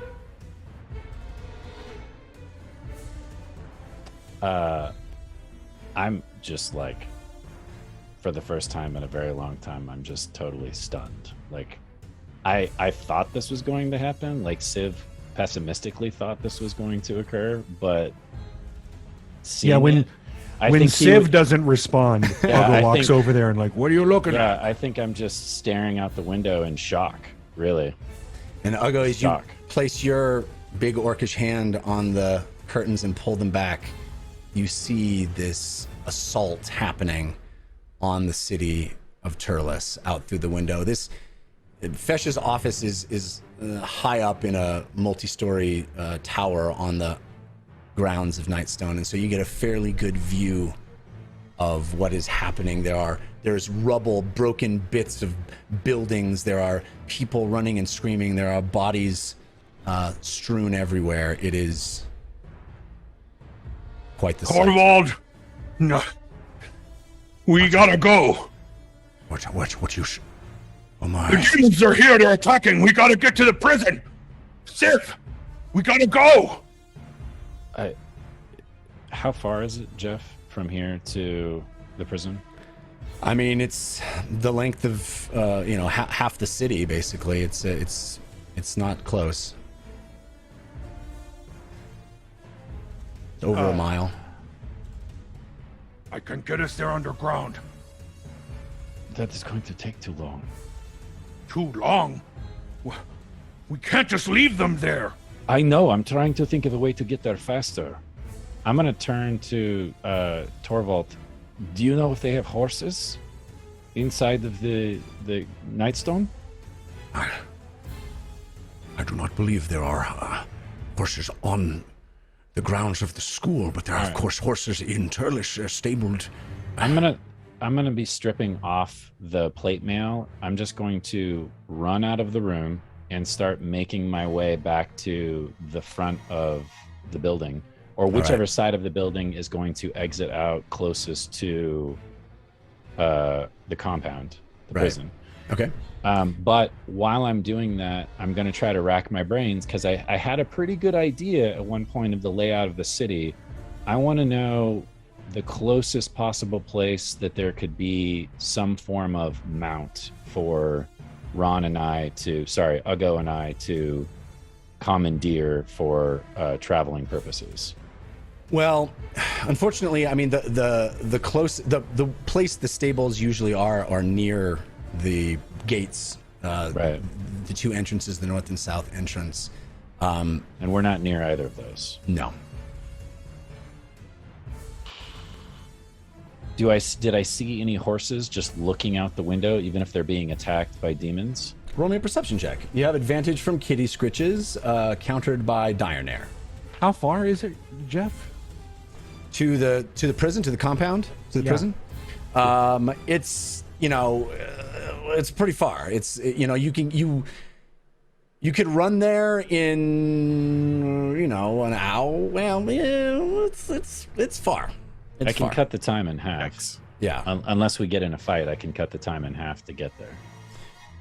We have some golden potatoes I want to mention to you. Goofus McDorfel is coming hard and heavy. Thank you, Goofus McDorfel. You're amazing. With potatoes 3 and 4 for the night. Oh, Goofus. And a new name I have not seen before, Labradork. Oh, I love that. Labradork. Aww. With a golden potato. Thank you, Labradork. Really appreciate that. We also have some balloons from Witch Space, Squid Bob, Tentacle Pants, and Ahoy, Gingerbeard. Ahoy. So that brings us to Team Force of Good at 67%, Team Force of Evil at 33%. Ooh. Unless Torvald offers some kind of magical spell, I'm just going to be ripping off plate mail and bolting towards the prison. And if I see, or if Uggo or I see a horse or any kind of anything, cart, doesn't matter if it's a mule or donkey or whatever, something that's faster than just being on foot, especially with Uggo and plate mail, then I'm going to steal it. All right, so Uggo, as Siv tears out of the room, slamming through the door, you see pieces of his guard armor that he had been using as a disguise just falling behind him as he rips it off and heads through the door. Uggo, you see Torvald see this and see the reaction and see Cornelia the Clean in her diminutive form reacting, and he just turns white. He looks terrified, and he looks out the window and he looks back at you and he says, "Are you? What about Fesh?" We gotta find him. What are you gonna do? Are you coming with me? I don't know how much help I can be to you. Stay as close as you can. Let's go. Perhaps I should stay here and ready reinforcements. Maybe I shall alert the other members of the students here at the. Yes. Perhaps I shall just stay behind. Do it. Make sure. Let everyone know. I will look for Fesh. And then I'll go run out the room yelling for Siv as he's clearly bolting out of the room. Yeah. Do I know which way Fesh went? Well, he told you he was going to go confront Persta on your behalf. You So- told him to. And he hasn't been gone that long, right? How long has he been gone? He's been gone a few minutes. Yeah, he's not been gone, an hour. But is there an obvious path to take to get to, is there a big main street that he most likely would take? Absolutely there is, yes. Okay, well then that changes my plan a little bit. Instead of taking alleyways, I'll take the main street on the off chance that we get to run across Fesh on the way there. All right, But again, still looking for any kind of steed. Okay. Are you attempting to be stealthy, or are you just running full out? I mean, I'm thinking guerrilla warfare, so we're probably running from covering to covering, because if they're coming from above, like I want to stay underneath awnings. Right. But I'm definitely not like, I can't stealth because that I think cuts there's my too much speed in chaos. half. Yeah, there's too much chaos. Yeah, it is certainly that. As soon as you bust through the door that leads out into the city proper, you see the guards that usually were stationed outside the walls of Nightstone Abbey gone. They seem to have run in to either abducted themselves or to combat something. They just aren't even there anymore. As you ran through the school, there was tons of screaming and commotion. This is a pervasive thing that's happening across this entire city, it seems. And you bust through the doors that the guards usually had been stationed at that lead to the city proper. And as you do, you look up and out, and there are winged creatures coming, grabbing people. There are folks screaming and running for cover. There are overturned carts, and it is really running out to chaos. If there's an overturned cart, does that mean that there's a horse that was pulling the cart? No, it was probably more like a stationary cart that had like a hand cart. Yeah. Well, or just was there with goods in it that had just been placed there. Let me rephrase a little bit about, as far as how we're traveling. I don't want to have to fight one of these things off because that's going to take way too much time. Right. So if that means that we have to duck into an alleyway to avoid one of these things, then I will do that, even if that means that we miss Fesh, unfortunately. All right, Uggo, you are on his tail. You're trying to catch up to Siv or do something different? No, I'm trying. I'm trying to keep up with Siv. But if Siv seems to be going in the back alleys and getting away from the main structure of the road, I will let him run. But I'm going to try to keep twice as fast as you are going through the city, dude. You'd be better off sticking with me. I understand. And Uggo's going as he's running down the main thoroughfare. Okay, Uggo, as you get to the main section of the city, there's a large thoroughfare that moves sort of adjacent to where Nightstone Abbey is, and kind of goes. If you follow it, it goes to the Bank of Terlis where you had gone. It's a big sort of center street, and there's a well at the center of this intersection. And as you arrive, sort of at a viewpoint where you can see into that section, you see not one, but 3 Hermel-Feshes. I know that spell. I know that spell. I love that spell. You also see a number of guards fighting winged creatures around Fesh. Fesh himself standing in front of a winged creature. It's giant wings expanding out, flapping, pressing the wind, pressing the air to stay just a foot above him in the air. Huge mandibles, huge claws, also fangs. It is a demon, the likes of which you have not seen before. I mean, it is consistent with ones you've been fighting for the last several weeks, but different still. In fact, we should probably go to the map room. Oh, no.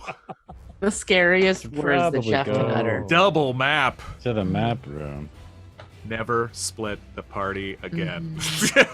We say it every time. We say it every time. Every time. And yet every time it still seems like an okay idea. Oh my gosh. This is That is bad. a terrifying picture. Ooh. Oh, poor fish. Get him out of there.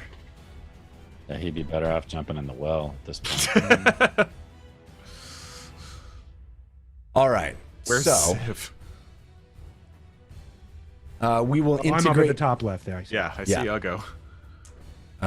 We will integrate Uggo and Siv into the initiative order. Wow. Siv, you have advantage from Kitty Scritches countered by Dire Nair. And Uggo, you have advantage from Dungeons, Love, and Crawling. Dungeons, Love, and Crawling. That's nice. Aww. It is countered by Grim-Fated. But am I missing the Dungeons, Love, and Crawling? Am I missing a reference there? No. I mean, not that I get. Love and Crawling? I'm not getting it, but Love it's and, cool. Love and Like dungeon crawling and Oh, dungeon I crawl? love crawling. I love dungeon crawling. I get it. Okay. Got it. I'm slow on the uptake. It's fine. You're doing just a few things right now? I was Just a gonna couple say, of things. what you're watching right now is Jeff Kanata DMing at like a difficulty like level 10, level 15. I didn't ask you guys to split the party again. You never do, Jeff. We're the Never worst. do. We're the trickiest party ever. Indeed. Okay, so Siv, what did you get for your roll? Initiative 13. Yes. 13 and Uggo. Oh, for you. Yeah, it was 18. All right, so we will integrate you guys into the flow. I'm gonna.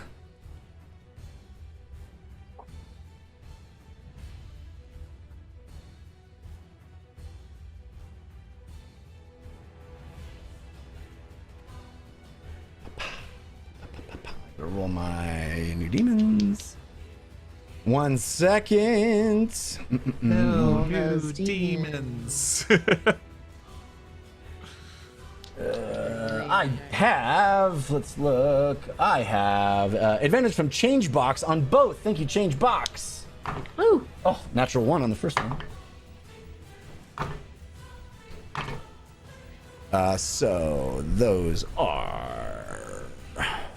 Is Siv on the That's map? convenient.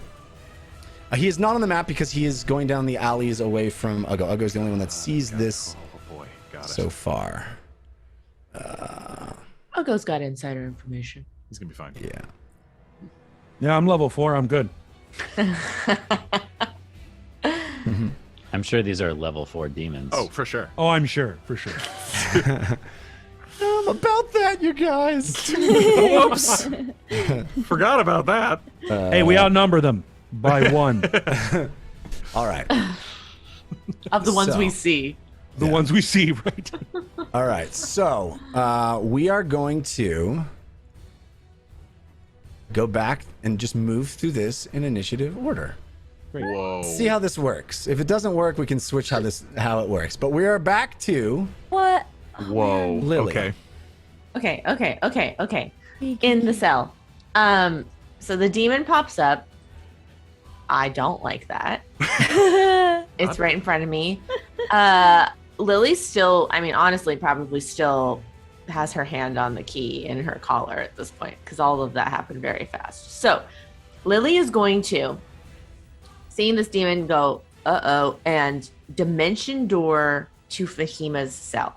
all right. Yes. Into Fahima's cell. Into Fahima's Yes. cell. And then And I high five you fall- immediately. I imagine it's like, "Huh," and I'm basically holding the key that you need or that I needed for my collar. Yeah. I can't unlock it because that would be an action, but I'm assuming. But Yes. as a bonus action, my hand is still up because I haven't taken any damage. So I'm gonna move. I'm gonna redo my big B hand because I can every turn as a bonus action move it. Yeah. And have it do one of those things. And I'm going to redo grasping hand and attempt to re-grapple that demon. Just keep Okay. giving it trouble. Good. Get Good. it. Get it. Okay. So For conscious. those of playing the strength home again. game, Bigsby's hand is translucent, so it can move through bars. Nice. With the speed. You get a of sneak 20. I attack have through it. advantage. by It chance? has no speed. You do. You have advantage from Just Jewels, countered by Grim Fated. Oh, countered. I have advantage from. Where's my screen all messed up? Change box. I think I needed it. Woo! 19. Wait, hold on. They- No. 17. Oh, that sucks. So this time, Big B's hand not able to grasp this massive insectoid demon. And it gives it mental trouble. It certainly does. This thing does not like the hand. Okay. It's a But giant Fahima, disembodied I hand. should be It's very holding disturbing. that Yeah. key out for her. So Okay. that's my turn. That is all Uggo, we that are I'm up to Uggo. This is going to be fun. This is how we're going to do it. Sean's going to kill me, but this is how we're doing it. We love you, Sean. You're doing great. Doing great, Sean. Doing great. So, Uggo, your situation Dang it. is thus that there are looks to be two different types of demons in this section. There are guards that are engaging with them and trying to run from them. It is carnage on a massive scale across the city, and you see 3 Hermal Feshes all standing clumped together, all doing the exact same motions. I'll go bolts for fish. Okay. That's my turn. All right. I mean, you can. Oh, you use the dash action. I did. Okay. As you get there, it is eerie to see this man you talked to just moments ago. 3 of him all standing. As you arrive, 3 heads in unison turn and look at you. Actually, I can. You know what? I'm going to use. I'm still an orc, so I'm going to use a bonus action instead of an action to double move. Good. And my action will be look at Fesh. Which one's you? They all 3 raise their hands. Oh no! Come on. If I'm gonna, I guess Uggo's gonna try to grab one, and then imagine the dirt beneath him begins to open up so that they can sink into the dirt. Okay. So let's see if you grab the correct mirror image. Fesh is, of course, cast mirror image as a defense mechanism for himself. And so, in order to do that, you need to roll a d20 to determine whether you are getting... Oh, actually, the caster... Well, it's The more fun caster if you, rolls it. It's more fun if you roll it. Okay. Well, I see. 6 or higher. I need to grab the right one, Doe. Oh! Nice! Boom! So Yeah. he wants to roll low. Very good. If he's Very rolling good. 4 Yeah, Fesh, I he guess I'll wants just. to roll low. It's just it breaks my brain to try to do it this way. So I'll just. You must roll a 6 or higher to change the attack target to a duplicate. Yeah. So So let's just 14 say or let's how just low? flip flop it and say 6 or higher to change the target's attack to the correct one. Oh no! You want right? You have to roll lower than a 6. Yeah. So Lower can he than a 6. subtract 2 using the bread Yeah, pun that he just yeah, did? Okay. I'll allow that. I'll allow Regular? that. Am I advantage? No advantage there? So I'll also say you have advantage. Well, it doesn't matter. You have advantage from Braca Breakin' Brother Backer. What? Countered by Grim Faded. So it's a normal roll, but we'll Grim. say you can -2 because of your So 8 or lower, and he grabs the right one. Come on, buddy. No. I rolled a 13. Ron's not really known for I'm rolling not good low. at rolling low. No. You need, What we need to oh, do I'm just all so the things I need to sad. get fail at, just here. make them low. So what happens is Uggo reaches out with both hands and grabs what he thinks is Fesh. Your arms go through the illusion just as the ground beneath you starts to open up and you start to sink. And and as I grab the wrong one, I tell him, grab me! Okay. Let me roll Fesh's initiative. Not good. Okay.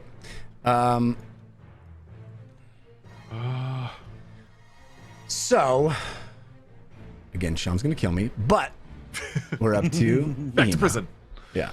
Okay. So if this is too flip floppy and confusing, we can just Well, keep what each group I was going to siloed. suggest is you do I don't mind. everybody from one side, That's and what then I'm you saying. switch to the other one and do everybody from the other side. I Yeah. love the chaos person. No, I mean, yeah. I do too. I think you're I doing like great. chaos. As of right now, Uggo is good. the only All right. one on that side. So All right. yeah.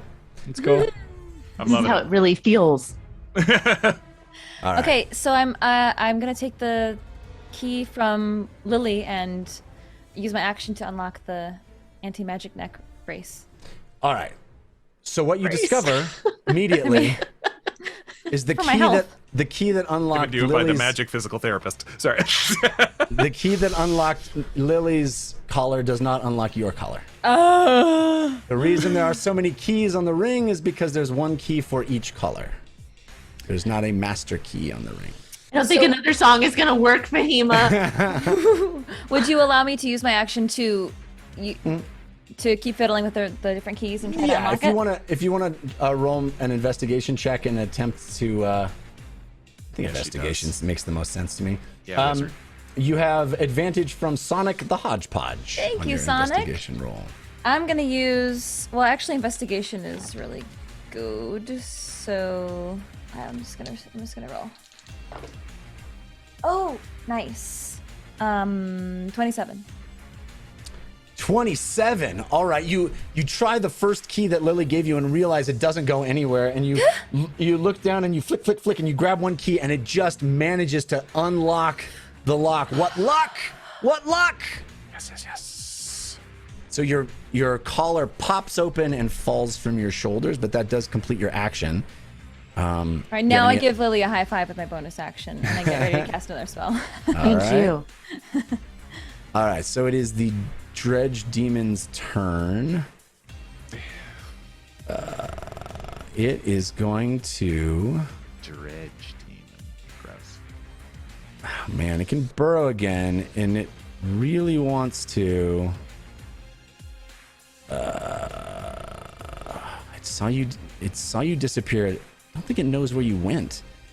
So it's going to burrow... It's James's cell. Oh, I'm sure we can feel that next door. Great. Yeah. Great. That's totally fine. James! Yeah, I have company!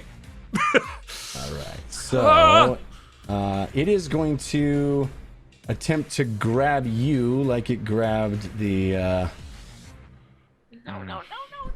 guard. So it can do a I'll do a claw attack first, and I have advantage from Changebar.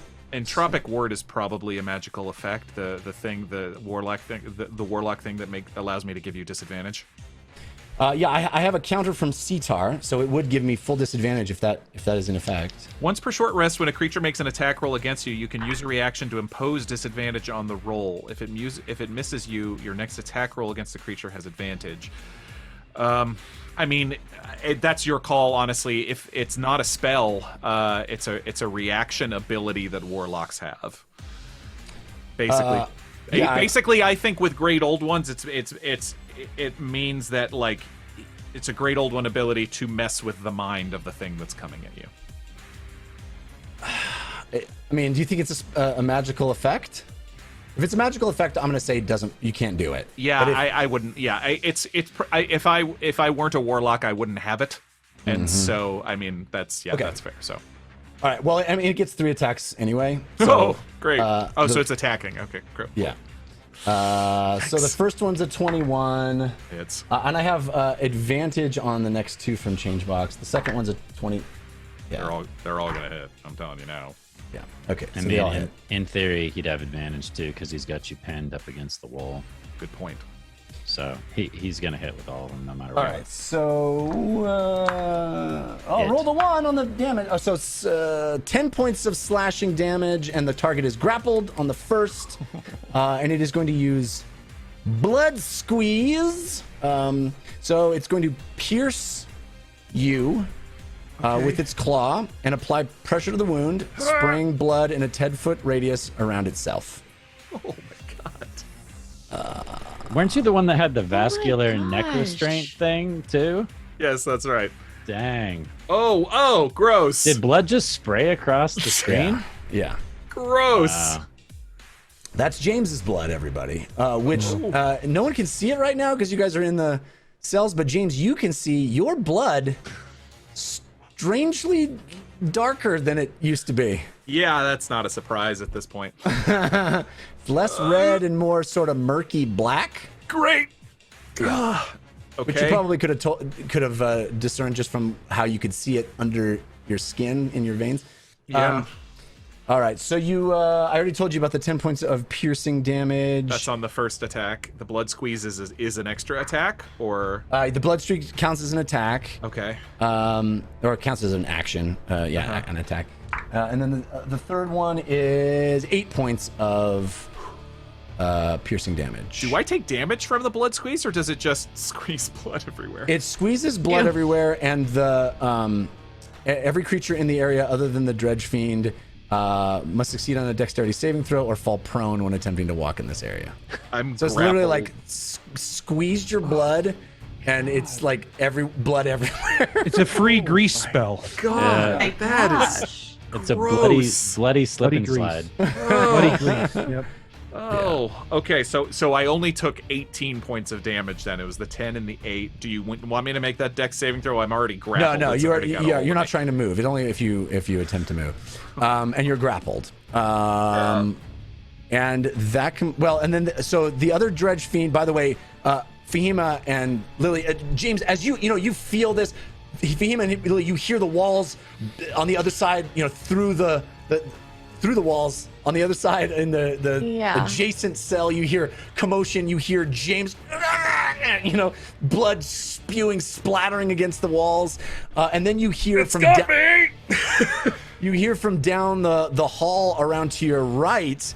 Other screams, squishes, and crunches, and then you hear the sound of another one of these creatures moving down the hallway. Lord. Oh my goodness. I've got the keys to the door!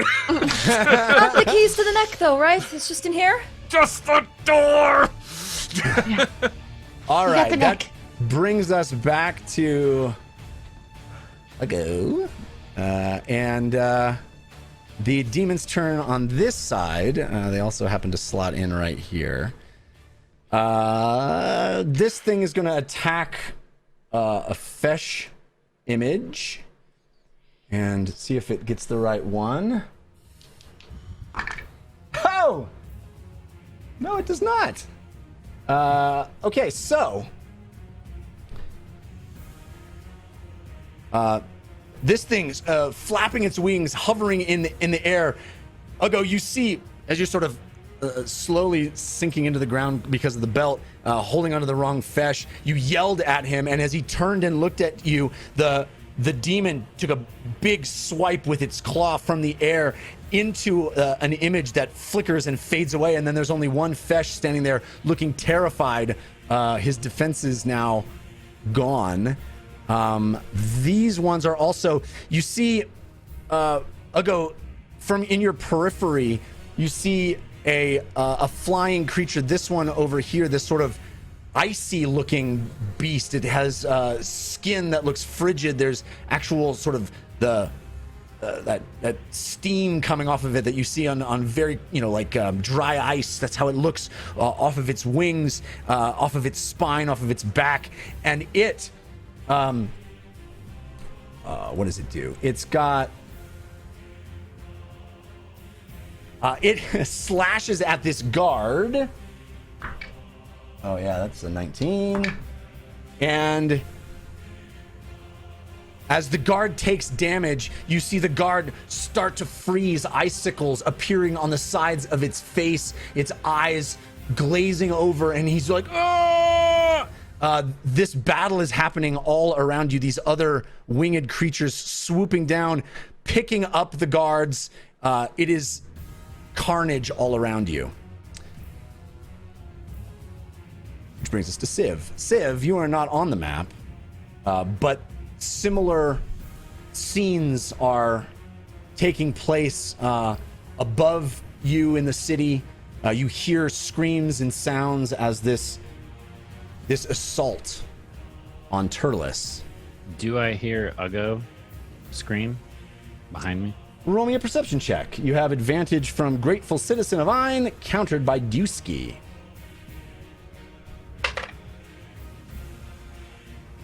12. No, you do not hear Uggo.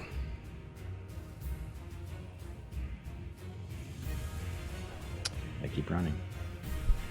Oh yeah, okay. All right. So you make your way through back alleys, trying to stay out of sight from the winged creatures above, and moving at quite the speed toward where you remember the prison to be. Which brings us to James's turn. Back in the prison. James, you are grappled. Yeah. A very large, horrible demon is holding you. And Gently and sweetly. Oh, that's nice. That all right then. I could use a little bit of that. James, I can swap places with you. Yeah, I don't know if you want that.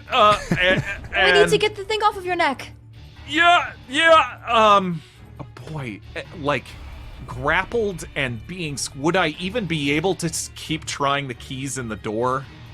Well, you know, grappled is a condition that still allows you to move your hands. You're just on it. Your speed is 0. You can be moved by a creature. You're unable to, move on your own. But you're still able to cast It's spells. not restrained. It's grappled. You're still able to punch and kick. So using its body to keep your body up against the bars, so you can still. In this case, it's got you, in these pincers. Okay. It would take my action to break the grapple, or I can use my action to keep trying the door.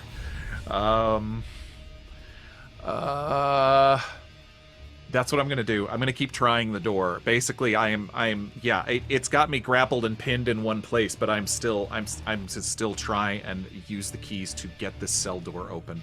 Okay, you have advantage from Labradork. Thank you, Labradork. Investigation it is, right? Yes. Pretty good. That is a 22. 22. Okay, so as you're being held, even off your feet, this creature looking at you, its beady eyes almost reminiscent of things you see in the mirror these days. Great. You pick through the keys, put one in, it doesn't work, put another in, click.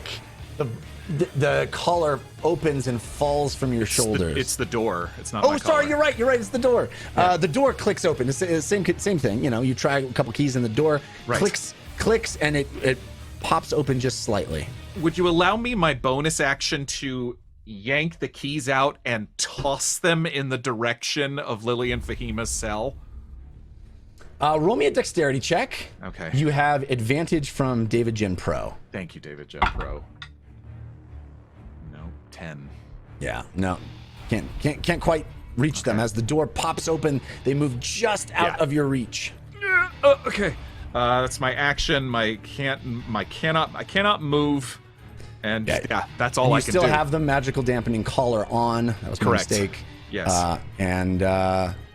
That The door's open! The door is open! The keys are in the door! All right. That'll bring us back up to Lily's turn, but first it's guards and Fesh. Fesh turns to you. Uggo, we won't go to the other screen, but you can imagine that Fesh turns to you and he says, What do I do? We got to get out of here. You're about a foot lower than him, sitting in this hole, this shallow hole in the ground. Just grab me! Grab me!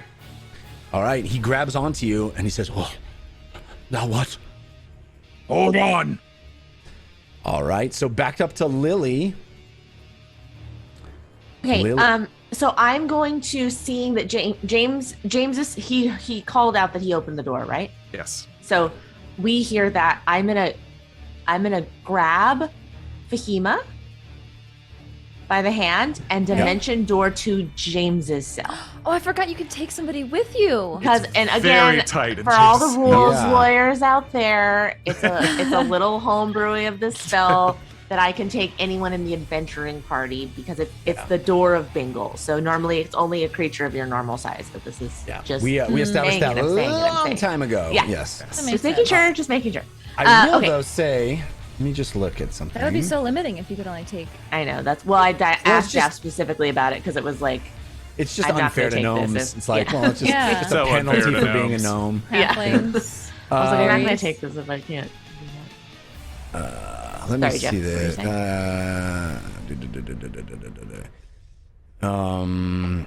If you would arrive in a place already occupied by an object or creature, you and any creature traveling with you take 4d6 force damage, and the spell fails to teleport you. Well, we have 2 spots below the demon, right? They can't see. Yes, they But there can't is a chance. see. There is Well, I a guess chance. okay. You know what? Okay, I'll leave it up to the dice. I can leave it up to the dice. I should have called this out ahead of time. I should really just dimension door us out of our cell. I don't need to go to James's cell because we don't. 'Cause he need to threw be the in there. keys. But I did say that. Yeah, the so. door is open now. Yeah. Yeah, so I just need to go out of our cell. Okay, I'll buy that. If you hear the door click open, I'll buy that you teleport out of your cell in front of James's cell. I don't need to go into the demon. I mean, we might slip on the blood. That is absolutely a thing you'll have to deal with. So we'll dimension door out, and then it'll be like, whoa, whoa, whoa. Yeah. Gross. So you need to roll me dexterity saving throws. We all know that James's blood is extra slippery. That's right. It's that demon blood. It's real slick. Fahima, you have advantage from Fail Waffle's Guardian Angel. Oh. And Lily, you have advantage from Kitty Scritch's Countered by Grim Fated. Oh, thank you, and thank you. What I actually rolled Dexterity really well. saving throw, please. Bad. I got a Oh, 26. No. I got an 8. Advantage. Lily, you arrive. You guys can move yourselves. Lily, you arrive at the spot, and you pop out of the door, and you land squishing into the sticky pool of blood. Fahima, you do the same, except you slip and you fall prone. Crumbs.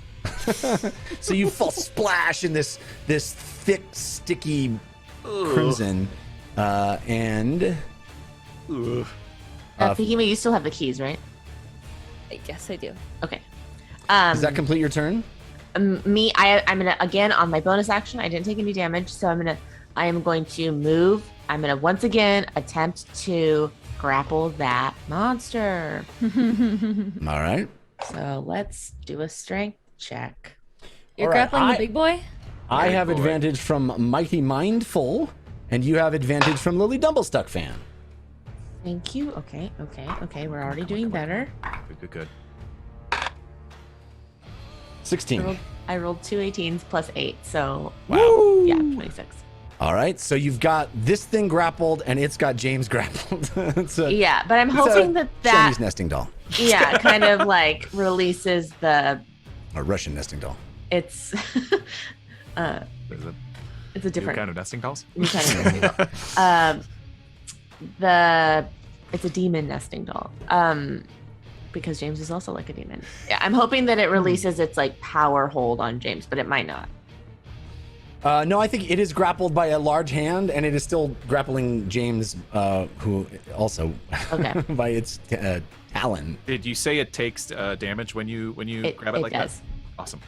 Well, okay, yes, it does. Let me Squeeze it. make sure it's not bonus action. So there. Okay. 2d6 plus my spellcasting modifier. Oh my gosh, I rolled even better than last time. Woo! No, I rolled exactly the same as last time. 13. 13 points of damage? Yep. All right, this thing is not liking being squeezed again and again. James, even you feel the pressure as it squeezes this horrible demon, and you feel this cracking and crunching bits of goo emitting from the crevices that are created by the pressure. We're gonna stay. Did that complete your turn, Lily? Yeah, that's all. We're gonna stay here and go to Fahima. Fahima, you are prone, laying in a pool of blood. Okay, so when I'm prone, I have to use half my movement to get up, right? That's right. Okay, so Fahima will stand up, and she will flip through her spell book, realizing that a lot of her spells are also going to hurt James in this event. It's okay, I can take it. No, no, you can't. I don't know about that. Yeah, and the one that I have is necrotic damage. I need to get some better demon spells in here. Okay. I need to see the map. How much room do I have? As you landed through this dimension door, Lily and Fahima, and as you splashed and fell, slipping on the blood, Fahima, as you get up, you look, you see kitty corner to you, Jorl on the bars, watching out everything that's happening with big, wide eyes. Persta Samuels, by the way, still slumped over on the wall at the side of the cell. There are prisoners in cells to the right of you here, or to the right of us on our screen. screaming and scared. The sounds of guards fighting back are getting quieter and quieter as each of them is dispatched by unseen demons further away in the prison. And there's also this demon here that is, Yeah, it's right at the end of the hall. yeah. Okay. That guy's dead. Fahima snaps her spellbook shut and runs over to James to unlock his neck cuff. Grace. So wait, you Necklace. close the door again that James just opened? No, sorry, I was closing my spellbook. That was in my I hand see. Sorry. As I was rifling through it. Okay, and you run over to this grapple. There's a large, translucent hand holding on to this massive demon that also holds James aloft. And you run up to him, and you're going to attempt to unlock his neck restraint. Yeah. All right. Thank you. So roll me an Okay, investigation. he's nice. Roll me an investigation check. You have advantage from the forgiving clam. Okay, thank you for giving clam. Oh, that's a natural 20! Yes. The first key you try immediately clicks, and the the collar Sorry, my bursts bad. open and falls away. James is actually wearing a very stylish magical dampening collar. Like a Does this look good gorget, on me? You have to call it a necklace. Not the neck brace that Fahima was wearing. Yeah. a choker. Not It's the like medical it's like device that I was it's like sat a on. gothic lacy choker. That gaudy old thing, yeah. If I Wait, dispel you got this, this cute one and I got this one? I can keep mine. Okay, right, and that's it. And I'll back up. All right, so Dredge Demon's turns. You'll back up. Okay. Well, can I? Yeah, I should have enough movement. It's pretty tight quarters. Let's see, 5, 10, 15, yeah. maybe attack of opportunity, but It's grappled, right? Yeah, It is. It's totally grappled. Can't do So anything. every creature that ends their turn in the blood also has to make another check to see if they fall prone. including the demon. No. Any creature that's Oh. not the Dredge Demon. What kind of check? Dexterity saving throw. Both of you. Yeah. And then my turn. And Fahima, you have advantage from Gucci Goo. Gucci goo! And Lily, you have advantage from Chef Scott 68. Thank you. Yikes. Oh, good. Okay, I did it. Really bad. I did it. She's done it. 12. That falls prone again. As you try to move back, you slip again on the. You are covered in this sticky blood. Some of it black, some of it red. It is the blood of your companion. Even it's even more disgusting, I'm sure. Lily, what did you roll? 23. All right, so Lily, sure-footed as always, just like standing on a boat in the waters of Bingle. No problem. This is similar, but it would Blood be fish blood. surfing. a Blood boat surfing. soaked in blood. Have you Come ever on, been on people, a fishing surfing boat? now. Everybody's surfing now. All right. True, fish guts. True. They're slippery. So it still has James, which means it is going to be able to do an attack at advantage. And it's just going to claw away at him. I'll use Entropic Ward on its first attack. Oh, actually, you know what? Fahima, you went up and you unlocked James, and then you moved away, so it gets an attack of opportunity. It's grappled. But it still gets an attack of opportunity. Grapple stops that, unfortunately. Yeah. Well, I was only moving away with the impression that it wouldn't be able to because of the grapple. I don't think grapple stops that. Let me double check. Ron, you're the king grappler. Yeah, I don't think that. I guess it could still bite at Technically, you. I don't think it just it- can't use its hands. Yeah, it just I don't can't think move. the rules actually talk about it. I think it's more of a up to the DM specifically attacks of opportunity while grappling. Yeah. Because technically you can't attack. You cannot use grapple as an attack of opportunity. Right. But there's a lot of homebrew rules that allow that because it doesn't make sense to me that I couldn't just grapple somebody when they're running Grapple away from me. creature speed is 0, and it can't benefit from any bonus to its speed. That is the extent of what grapple means. Okay. You gonna stay there, or are you gonna move? Okay. I mean, I did move, but I moved because I thought it wouldn't be able to attack. You know, me, well, but it's fine. I'll say that I didn't remember to even do it. So let's say you move, you slip, you fell, and it tried to take a swipe at you, but it didn't succeed. But then I fell over on my butt. Then you fell. Whoa. Slipping in the blood, you fell. You attack right. of opportunities yourself. So I have 3 attacks here. Change box, Jim-witted, and the Carson all gave me advantage on them. Oh, no. You're gonna get Not now. One of them is a straight roll from Entropic Ward. Okay, one of them is a natural 20. Oh no. All right. I think they all hit. They were all in the teens, and I got a +7. So, and I got a natural 20. So one of them is going to be double dice. So, this thing is going to do quite a bit of damage on you, I think.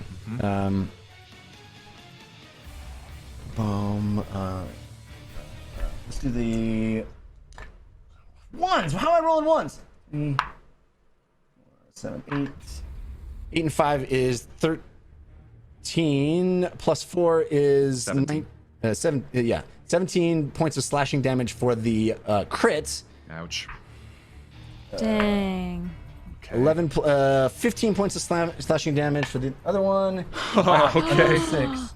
9 and 4 is 13 points of slashing damage for the third. I am very, very hurt. James So, I mean, is it's barely hanging on. It's holding you up there, and it's just like it's got 5 arms, and it's just slashing into you with its claws and talons as it holds you aloft. The other, And the grapple doesn't affect any of that. unfortunately, not. It does not. I'm sorry. It means that it can't move, so it can't go anywhere. Okay. But And it's still grappled, so it can't move at all because it has its turn to break the grapple. Just making sure. yes. Where's my? Okay. Did I lose roll 20? Where's my roll 20 tab? There it is. Okay, so this one is going to approach here and attack you, Fahima. Oh my god. Okay. And it is going to. She's prone. Yeah, she's prone, so it has does that- advantage. Oh Yeah. no! It gets advantage across the board if you're prone. Drrrr! 19 on the attacks. first. Oh, a 4 and a 3 on the next two. So 10, or no, 11, so that would probably be a miss. And that's already a hit. So it only hits Shield. Okay.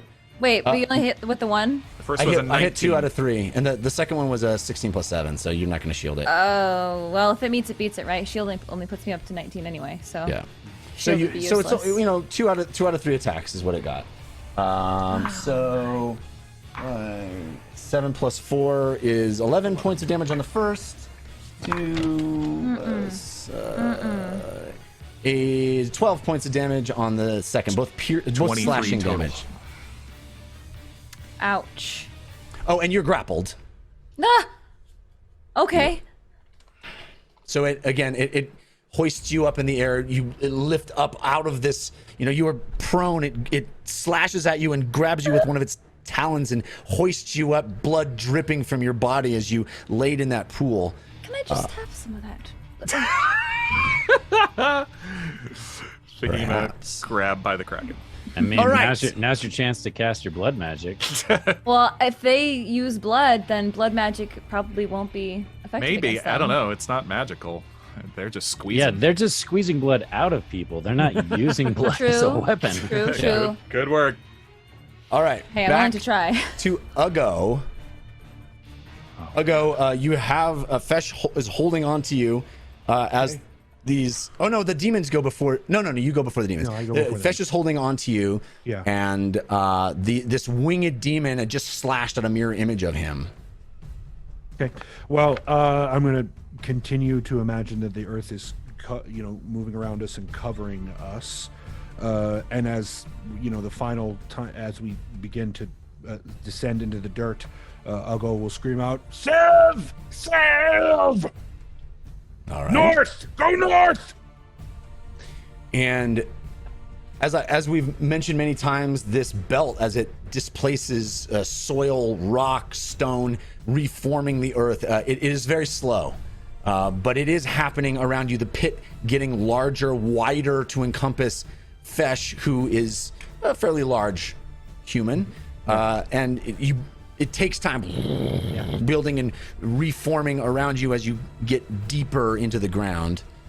Is that complete your turn? I'm assuming that's my action. So yes.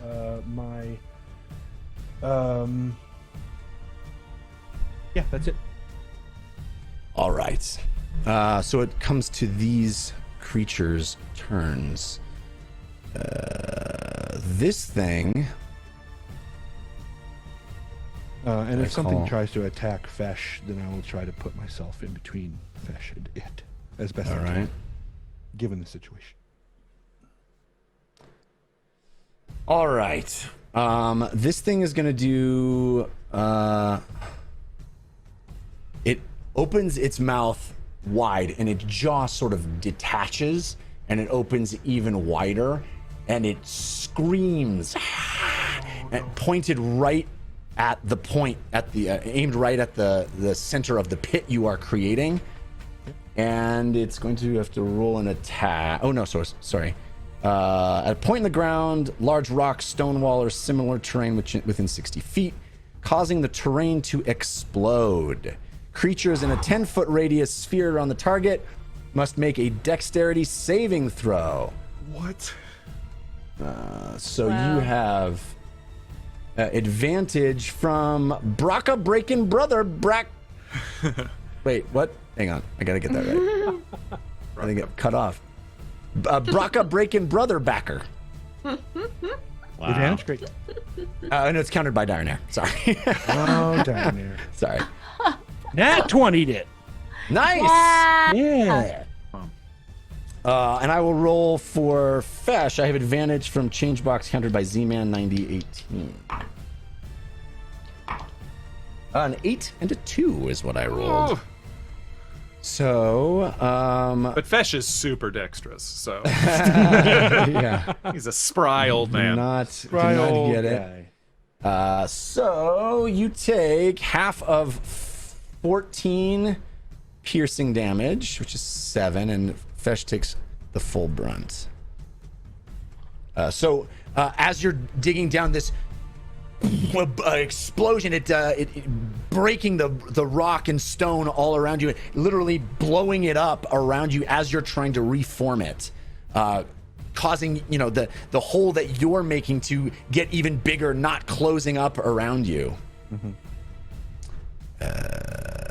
There are 2 of those. This one is attacking this guard. You see it pick up the guard and bite it. This other guard over here is becoming petrified, slowly turning into an ice statue.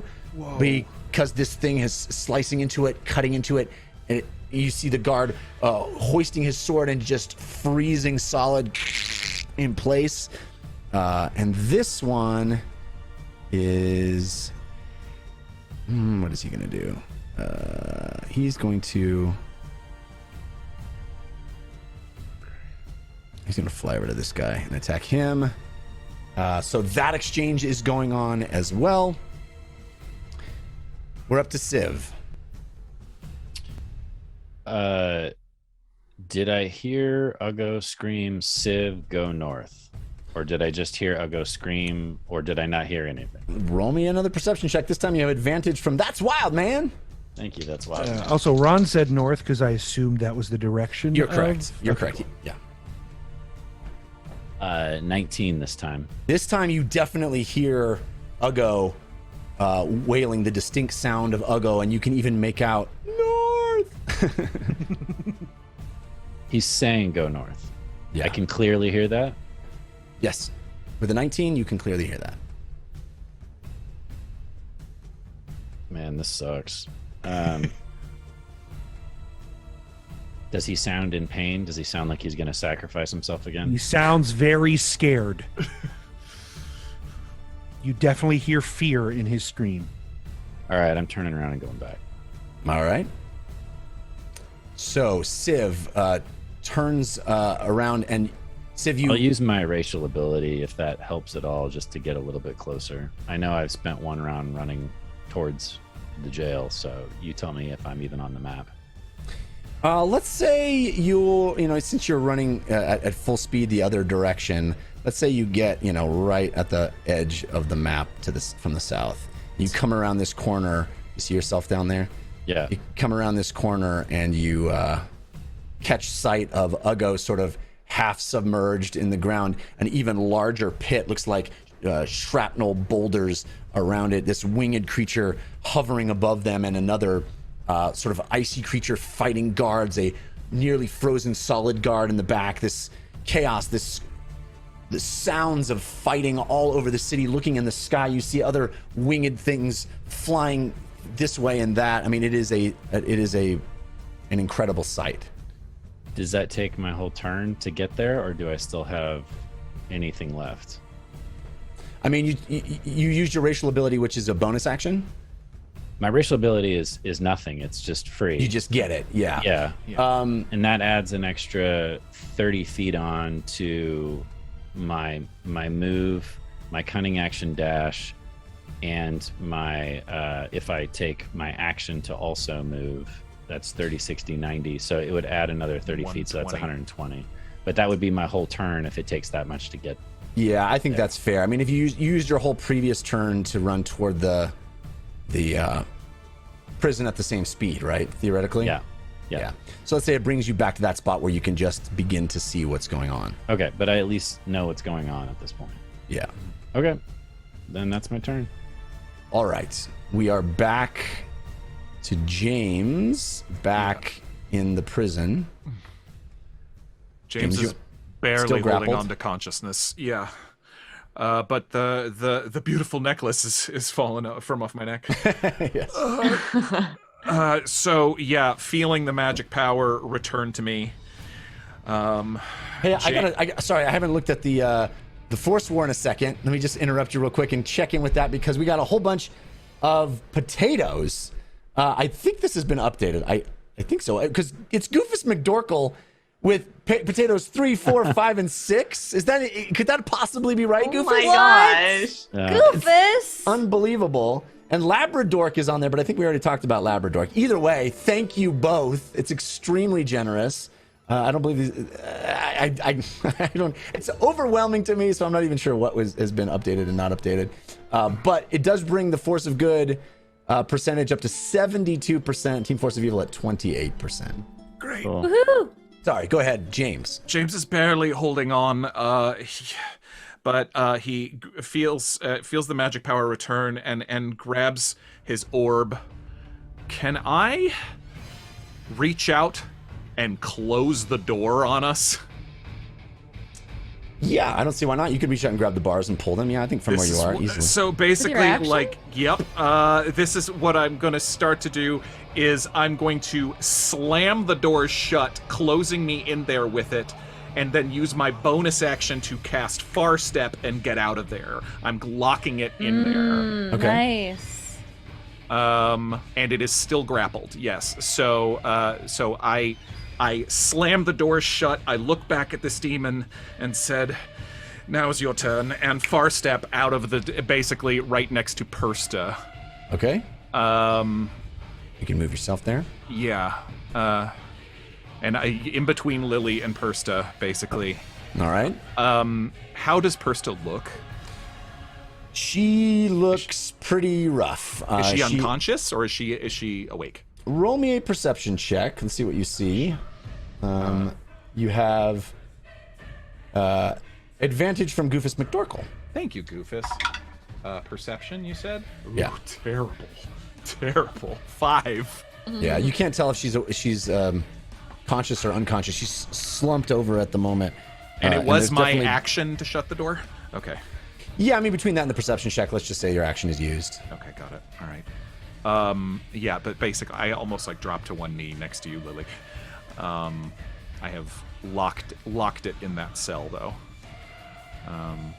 Okay. All right. Does that complete your turn? Yeah. For now. All right, Yeah. Lily, you're up. Okay. I am going to. Wait, is Fahima grappled at this point? She is. But if you ungrapple the other one, it will be able to burrow.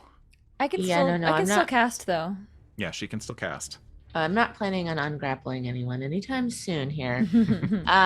Okay, so I am going to use then my bonus action first to do with my big B hand clenched fist. Okay. Wait, sorry. Get it. Clench force. Big I'm squeeze. sorry. I think forceful hand. No, I want to do clench fist. The hand strikes. I guess it'll ungrapple it, but I'm going to do it anyway. I'm going to do clench fist, and the hand strikes the creature within 5 feet of it, so it's holding it, making a melee spell attack, and using my game statistics on a hit, it'll take 4d8 force damage. All right. So Go for it. on a hit. You do have advantage from Labradork. Bum, bum, bum, bum, bum. And this is just my strength, right? Is that what we're No, it's the, It'd be your spell modifier. plus yeah, my it's spell it's spell attack modifier basically. Okay. Bum, bum, bum. Oh, okay. Dirty 20. That hits. 48 force damage. 48. Whoa. Oh my Oh, I thought I goodness. said 48. Come on. I know, me too. Yeah. I was like, how do you know? All right. Impressive. 4 plus 7. 11. Oh, geez. Plus 8. 19. Plus 5. 24. All right, 24. And then as so that was my bonus action. How does that demon look? Can I see? It looks pretty hurt. I mean, it is. It's still up and alive, Yeah. but you know, as you clench that giant big B fist, punching it, you see goo spew off of this thing. It breaks and cracks. One of its mandibles hanging limp. Just the smallest bit of sinew connecting the mandible to its face. Still, it is injured very visibly. All right, then I'm going to cast Cure Wounds on James because he's right next to me. Thank you. Bum, bum, bum, bum, for 20 points of healing. Ooh, thank you so much. All right. And that, I mean, and Fahima is grappled. I'm going to move myself just ever so slightly. Oops, that's the screen. Over kind of closer to Persta here. Oh, Great. I'm right under James. Okay. Okay, Okay. that's my turn. That's all I can do. All right. This is intense. That brings us to Fahima's turn. All right. So this map is accurate, which means if it is accurate, then that means there's no corpses around me, right? There's the dead guard. There's still... definitely dead guard corpses. Yes, I There are? did not leave them on the Okay. screen, but yes, there are definitely dead guard corpses. Oh, okay, great.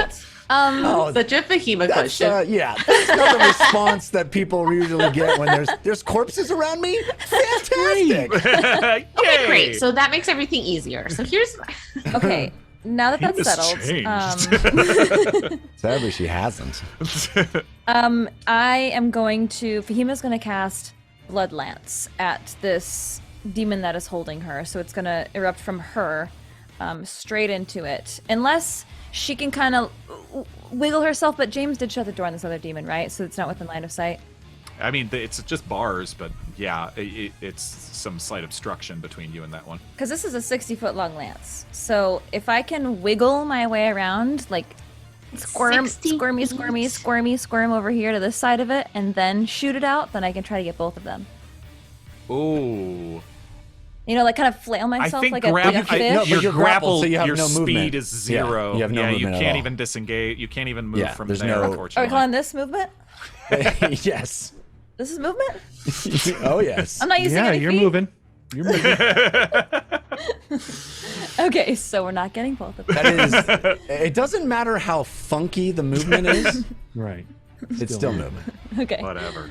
Yeah, so I'm gonna cast this at 4th level. So it'll be. Oof! I really hope this works. It'll go from 3d10 to 5d10. Holy moly. Necrotic damage. And I will be transferring that necrotic damage that would go to me to a nearby corpse. Oh, pulling the blood from somebody else. Okay, yes. No, it doesn't. It doesn't. Okay. Yeah, yes, that's how it works. Yes. You would either be using the blood from yourself to create the blood lance, or you'd be using the blood from another source. The damage, yes, got it. And It's all over the pulling room. Plenty of blood. Yeah. Throw Okay, yeah, a rock. so- Careful what you wish for with more blood, Fahima. I'm sorry. It's going to scientific cause. Okay, so I'm gonna roll 5d10. That's.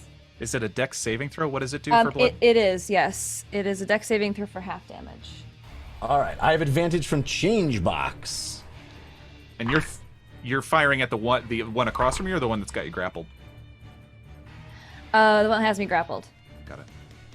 So that's the only one that one has not taken any damage yet. Correct. Okay. So, you know, from you guys at least. Is it a ranged spell? Yes. I don't know. But it's not a Disadvantage. ranged. It's not a ranged attack. It's a dex It's saving not? throw. Yeah. Oh, dex saving throw, great. Yeah. Yeah, if it's a ranged attack and you're 5 feet, you get disadvantage. Just on it. point blank. Oh, right. Yeah. 29. To hit? No, damage. Damage. Dex saving 29 throw. points of damage. Oh, yeah, dex saving throw. I got a 14 on the dex saving throw. I do not believe that saves. Yeah, no. Not yours. No. 29 points of damage? Yeah. Necrotic Oh my damage. gosh. Okay. So as you stand there, the blood on the ground begins to pool and bubble, and it sucks up, like levitates underneath your fingers. All of you seeing Fahima's eyes glaze over, and she pulls this blood out from the wounds of the guards on the ground, up from the pool that was squeezed out of them, blood circling and spiraling and forming into this hardened lance of crimson, and it shoots into the creature right in front of it, and it bursts out the other side. This thing almost completely dead. It is holding on to just 1 hit point of life. Oh my god, I use my bonus action to just kick it. Headbutt it. Yeah, it is wobbling there, its tongue lolling out of its mouth, the mandibles hanging limp on its face. It tries to maintain its grapple with you, but it is very, very close to death. So, that completes your turn, right? Unless I can just give it a little kick. No, I'm sorry. No. It is, however, going to use the last bit of its strength to attack you. And actually, we'll do that when we get back from intermission, because we're a little late on intermission, and I need water. So when we come back, Been working hard. the Dredge Fiend will have its last gasp attack against Fahima, and we'll move on from there. Let me check in. We got, oh no, we're good. We're at 72% Team Force of Good and 28% Team Force of Evil. We'll have more of this pitched battle when we return. Stick around.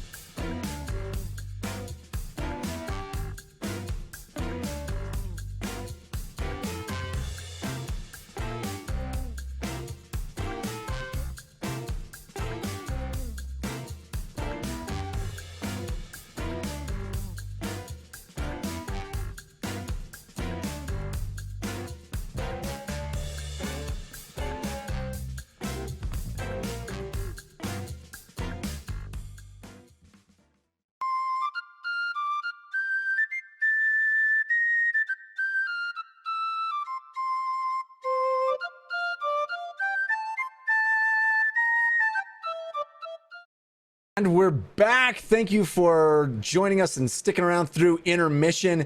I realized during intermission that I applied Fahima's damage to the wrong demon because you attacked the one that hadn't been hurt. Oh no! Right, so it's not close to death. I mean, it was not 1 hit point. It was the other one that you attacked. I was doing math in my head going, they only have 30 hit points. That's what I thought too. Yeah, my bad. That was my bad. I applied it to the demon that had already been hurt. So, pardon me. You could just call it 30 hit points. Just keep it easy. Unfortunately, actually, though, Jeff, you cannot take the hit points back from the demon that you also applied it to. No takebacks. There's no takebacks? Yeah, no. Oh, man. I'll let you retcon that. 517.2 of the Dungeon Master's Handbook. Literally, I'm reading it. No backsies. I thought that was a 4th edition thing with the no backsies. All right. So we are backsies in it, and Well played. and Fahima, you attacked the one that was grappling you. It definitely hurt it, but it is nowhere near dead. And so the 2 dredge demons will attack, and they will. One will attack you, Fahima, and I do have advantage on its 3 attacks, all of them from Changebox. Changebox loading up. I have advantage for days from Changebox. Whoa. So all 3 of those attacks will have advantage. Oh, goody. He's taking a different approach. He is taking a different. But I rolled a 6 and a 7, so that would be 14. Shield. Yeah, no, hit. yeah. Shield would not hit it if you have more than 14. Yeah, 14. Class. Yep. 14. Yeah, 14 is my AC with mage armor, and then I add shield to that for 19. All right, so I rolled a 5 and a 6 on the other attack, and I rolled a 19 and a 20 on the other attack. So I got a natural 20 on one attack. I assume the other 2 don't land. 2 misses and a crit. Yeah. Yeah. 2 misses and a crit. Oh boy. Guys, I know. 6. I can get out of this. Can I Don't worry cutting about it. words it before 13. you roll the damage? Because Lily would see this happening, because it's before you say how much damage. I think it's what As it a is. reaction, you can do that as Yeah. a reaction. Yeah. As long as it's It before would you be said how it would be much. 20 points of damage. I just want to say that out loud so I don't forget it. Cutting words, what, cuts it in half? No, she rolls. I roll a d10. Oh, okay, yeah. She reduces it. 20 points of damage is what we're at right now, Fahima, for you. And that is... Oh.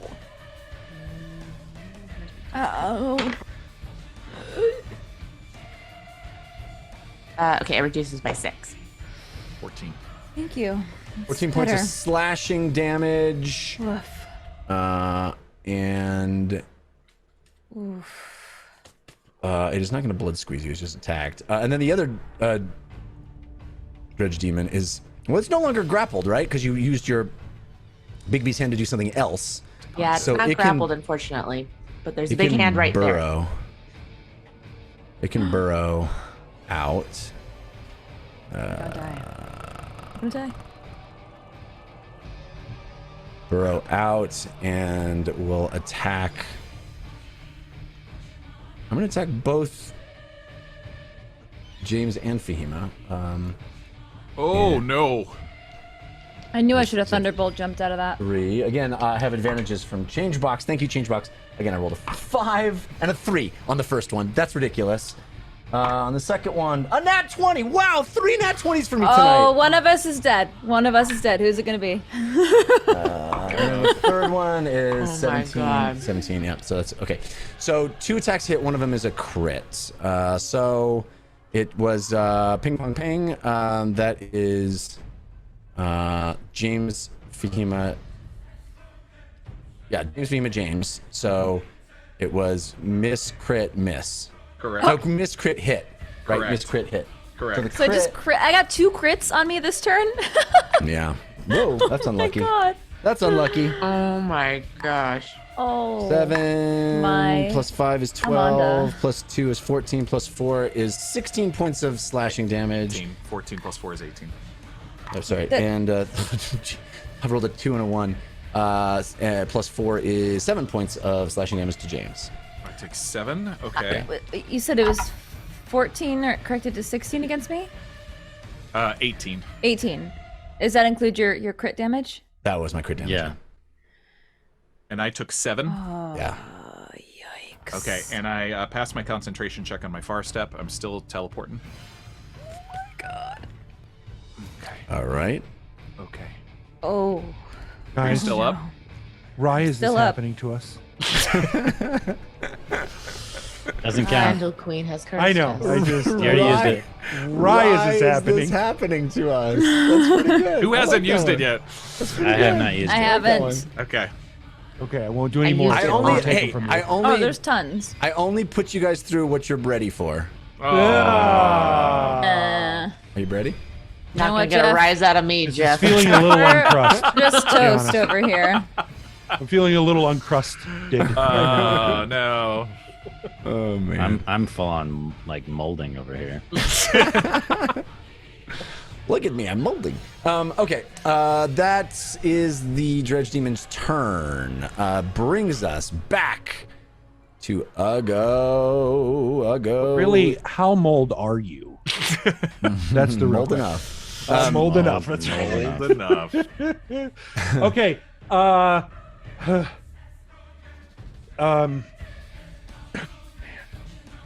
Uggo looks at Fesh. Well, tears welling up in his eyes. And he says, "Run!" And he casts protection from good and evil on Fesh. All right. Love it. And then Uggo screams at the demon, "Come after me, you!" And he runs towards Siv. All right. Ooh. It does not get a. I mean, I'm assuming you run around it, so it doesn't. No, get an attack. I'm attempting to get him to attack me. All right, you want the attack of opportunity. Yes. All right. I'm goading it. Because then Alright. Fesh gets to run away Correct. without getting an You attack only of get one opportunity every on him. round. Gotcha. Unless the demon has Sentinel, which would be the perfect karma for Uggo. You shut your face, Jared! Shut your face! It does not have a karma. It's sentient. Never say doesn't that have again. karma. It doesn't have karma. But it can attempt to claw you as you run by. Do And- demons have karma?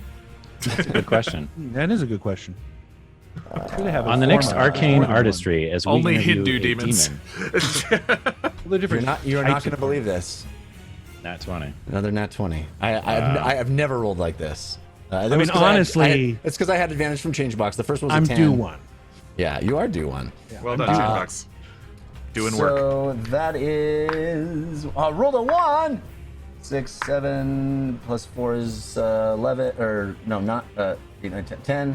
And 5 is 15 plus 5. So 20 points of slashing damage as you run by it. Yikes. I mean, it literally Have to. half hit points. Yeah. Yeah. Half me. Yep. But the Orcs of Thorn are doing great. We cut to Thorn, and they all look happy. It's going great. All right. Going great, Kirk. Going Wonder great. what Uggo's up to right now. They say to themselves. As they quietly march on another city. As they attack. All right. So that it used up its attack of opportunity, but it is now its turn. So it is going to attack Fesh. It only has one attack though. And Disadvantage. disadvantage? Yeah. Yeah, Assuming of it's the an. spell. Assuming it's a fiend. It is a fiend. I have advantage from change box, so it is a straight roll. I only got a 13. I think Fesh's AC is lower than that, though. Yeah, 11. Okay, so he takes. Does he still have mirror image up at all? No, never. They Right. Yes. Go took one down, took one That's off, right. and That's it right. took one off. Actually, you know what? He has shield. He's gonna cast it. +5 to his AC. +5 to his AC. Do it! So he misses. Nice. Yeah. So You die on me, dude. yeah. So he pulls shield up immediately, and the attack misses as the as the creature attempts to slash at him as well from its elevated state. That brings us to, well, these are, again, these fights are all happening all around these ice demons, these this other screecher. They're just engaged with these guards and picking up things and picking up people. I mean, it's happening all around you. This warfare, this massive battle, as the guards of Terlis attempt to stay alive, attempt to defend the city. And I mean, what you saw actually, Uggo, was Fesh in the middle of it as well, attempting to sort of save people. He cast mirror image to try to be a target as well, and he, valiantly attempting to at least give some time for the guards and some of the civilians to get out or do something productive. The Natural Order, of course, pacifist, so hasn't been doing any active attack spells, but he is trying to occupy them in any way he can. But he does hear you say run. We're up to Siv's turn. And then as Uggo's running towards Siv, he says, "Throw me the maul!" I don't throw it. I pull it out and I hand it to you. I just can't take a chance that you're going to miss the catch. Yeah, I got that. Okay. So I run past you and I hand it off to you. And I'm also holding a scrap of paper, and I pull out my dragon tooth dagger, and I'm going to recite a poem while I stab this thing in the back. What is happening? A poem in Pumpernickel by Flowered Siv Breadrack. No. Uggo. Could be Yes. Pumpernickel. Pumpernickel, yes. Uggo, Donut, be afraid. I know we need to roll Fesh out of here. Oh my Is god. the least I can do. Perhaps you deserve butter. We must go against the grain. Hearing your sourdough cry, for our flans went awry. Oh my gosh. I let my guard down, but we must reconvict our cause to protect and serve from now on. And then I stab it in the back. Next level, Jared Kajak. Well Next level, done. puns. Next level. Advantage, disadvantage. Flan is more of a custard. Yeah, I know. I Puns figured. and prose is my It favorite. invalidates all of it. Invalidates all of it. Yeah, it's true. You have advantage from Labrador. Judges. No, I'm kidding. That was amazing. Also, my least favorite dessert, though I love creme brulee the most. I like a good flan knows? personally. Uh, Flan. oh, and by the way, this is Booming Blade. yeah. So that's going to be plus. Do I get my +2 and my other +2? Oh yes. Come Okay. on. Yes. Okay. You get Then that's a 17 + 10, 27 to hit. that hits Cool. for sure. All right, let's do some damage. Are you using sneak attack? Oh yeah, for sure. That's why I stabbed him in the back, because he's attacking Fesh. Cool. So I figured to use that. As a reaction, I will use Uggo's Channel Divinity. If you remember, it was Siv and. You're gonna take yourself out, dude. What are you doing? No, he can heal himself, I think. Oh, okay. All right. So you need to know what my sneak attack is specifically too, Yes. right? Okay. Yes. Sneak attack alone is 19. So I take half of that. 9. 19. Oh, plus 25 plus 36 points of damage. Yes. Wow. All right. And What was your then, sneak attack? 19 from just the sneak. Is Hermal within 30 feet of me? Yes. Hermal gets 19 temporary hit points. All right. Hermal. Feeling good. And then, let's see here, 1, 2, 3, 4, and then I will move back 5 feet, trying to draw it in to attack me, but it Okay. is encased in the booming energy. Right. And that's my turn. All right, this thing, I mean, it's hovering in the air, these massive leathery wings pushing at the air. It is screeching as you slice it and, infused with that magical energy of the booming blade. It is very badly injured, in fact. How did it like my bread puns? That it was delighted by. Okay. You took it to heaven before you took it to hell. You know what I'm saying? All right, we are back to James's turn. Right. Back in the jail. Got it. Oh my gosh. Okay. This is just not good. I still have Far Step running. I was able to keep concentration on it, even though I took damage last time. And I will use my Far Step to get out of there over here. So bonus action, poof, poof, to the end of the hallway. And then with my action, I will cast Banish at 5th level to try to get rid of them both. Them both! Okay! Amazing. So they both need to make charisma saving throws. I'm grappled. Am I also going to get banished? No. You'd still return after a minute anyway, even if you did. But no. Don't they all as well? Heck of a trip. No, they don't, because if they're demons, they stay where they came from. All right, I have advantage from Changebox, but it has been countered by Aegis 13 on both of these. Good work, Aegis 13. And charisma saving throws. Charisma saving throws. You know these things are charismatic little super dredge handsome fiends. I just see one of them drinking tea with their pinky up. Blood tea, of course. All right, let's see what we got. That Come on. is a 12 on the first. And the second is a 5! Yes. They both disappear. Yes. Oh, you can target two? Yes. At fifth level. It's a 4th level spell for every slot above 4th that you get to a target an additional. Wow, James the demon banisher. Yeah. Yeah, Jeff, I need to ask you, in case I have disadvantage, do I maintain concentration on the protection from good and evil twice because I took damage twice? You need to know if you have advantage? Yeah, if I have advantage or not. You have 2 advantages, yes. You have advantage from Braka Breakin' Brother Backer for the first. Thank you. The first one passes. And the second, you have advantage from Kitty Scritches.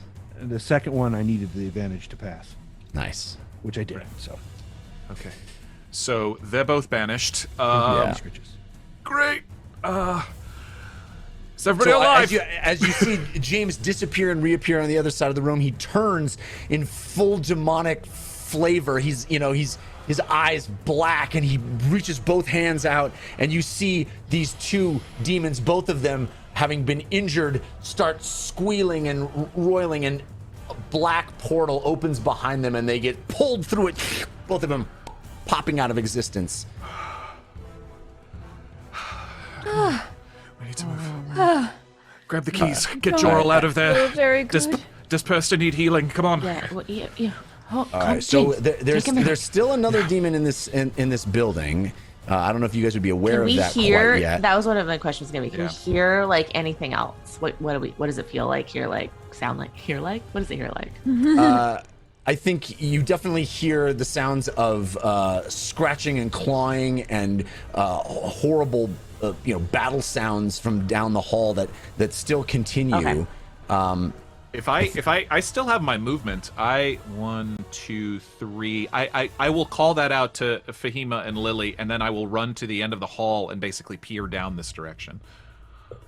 So All right. I can, if that guy is where he is on the map, I can now. Probably Yeah, you see. definitely see him. You see a lot of blood in that room as well. Got it.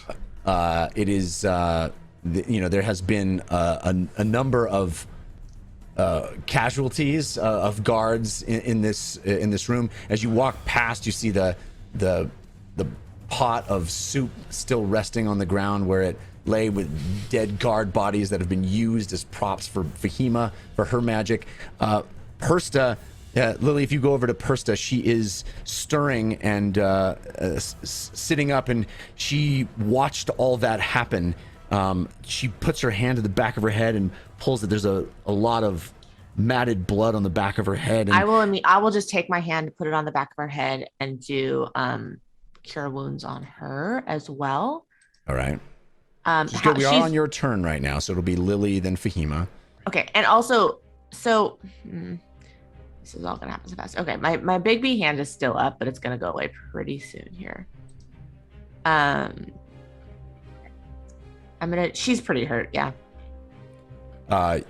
Yeah, she's very hurt, yes. Okay, I'm gonna do.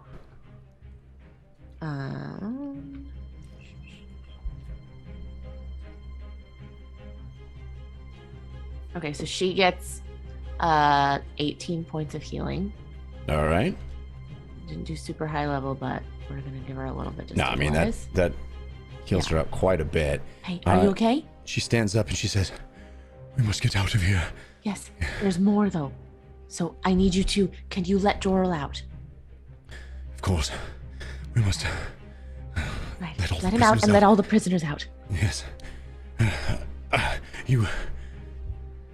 She looks down at you, Lily. Use your magic as you see fit. I shall tend to the prisoners. Okay. Thank you. We'll get out of this, okay? We must. I fear what is happening above ground. Me too. Okay. James, what do you see?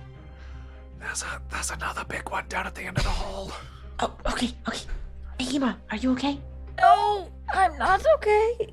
Oh. She's completely covered in blood. Yeah, Okay. James is not much better. Like Carrie style, covered in blood. Oh gosh. Okay. And only most of it's hers. I'm just gonna it's my turn, I guess. Then Jeff, I'm just going to. James, are you coming back into the room? No, that was only my movement to get down to the hall. So I will come back, but to regroup. But next turn I will have to. Yeah, Lily, I'm gonna use my move. I guess I'm gonna use my movement to go peek around the corner to talk to James, and then I'm gonna move Big B hands, just like interposing right in front of James, so it's gonna be kind of a block for the next 30 seconds. Good idea. In case that demon speeds down the hallway. All right. You're able to move yourself on the map. So yeah, I'll do that. Yeah. But that's my hold. All right. So Fahima, that brings us to your turn. Okay, so James is heading back up to us, yeah? That's what you said, Morgan? Mm-hmm. Yes, next turn. I can't this turn, yeah. Oh, okay. So Fahima's gonna take out. I have an old greater healing potion. It's from a long time ago, so I'm gonna go ahead and drink that. Okay. I forget how much healing you get from those. 44 plus 4. 44 plus 4 is right, yes. 44 plus 4. Okay, so I'll roll that. And heal up a little bit. That's 4, 8, 9, 10, 14. Okay, that's a little bit better. Okay, and then she'll turn to Lily and James and walk out to them and say, okay, what are we going to do? Whatever we have to do. But there's more. Free the prisoners, get them all out of here, and we'll help the guards in a moment. Just protect the ones who can't protect themselves first. Okay, so we are releasing the prisoners. Yes. Yeah. Okay. Persa said so. All right. That was, let's see, 5, 10, 15, 20, 25. Where were those keys? You threw them on the ground, right? Over here-ish? They're still in the door. Yeah, I wasn't able to get them out of the door. They are still in the door of James's cell. Okay, so Fahima will scoop those up and use the rest of her movement to get over to this prisoner over here. There's Jorl! Don't forget Jorl! Do you say that? Sure. If he needs to. Okay, she'll go to Jorl first.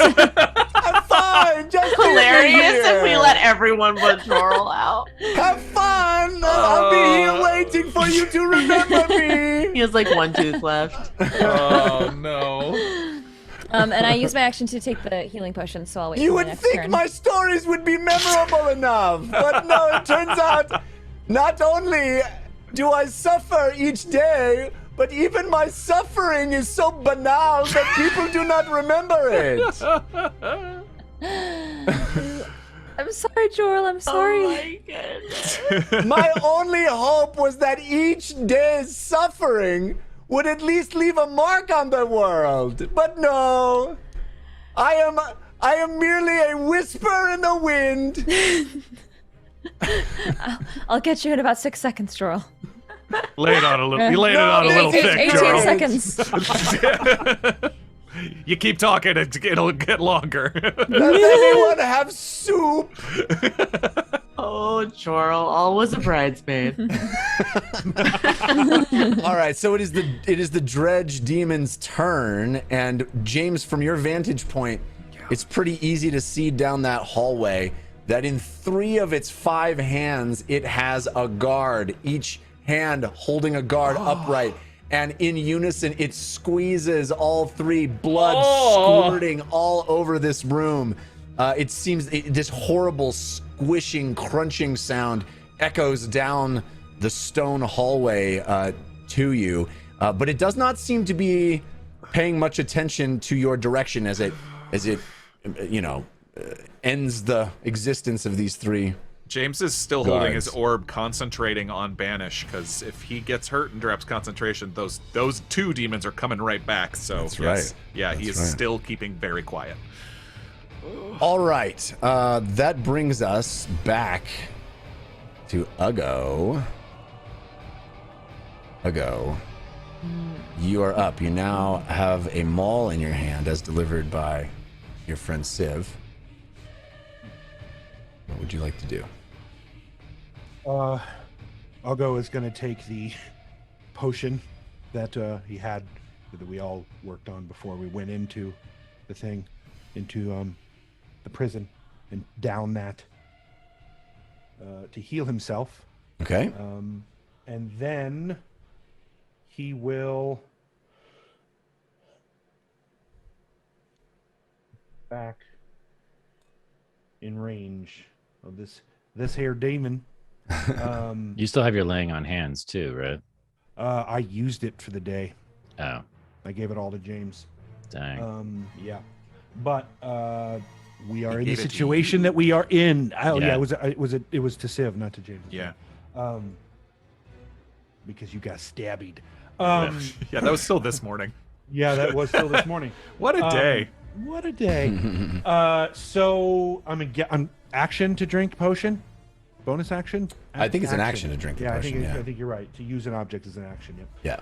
So bonus, that's it. That's my movement. I don't All right. have a bonus action. You saw me do Booming Blade, so if you move into melee, it's not going to move out of, you know what I mean?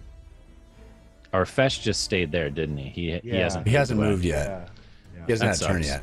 yet. His turn hasn't happened. Yeah. He hasn't had a turn yet. That's why he hasn't done anything.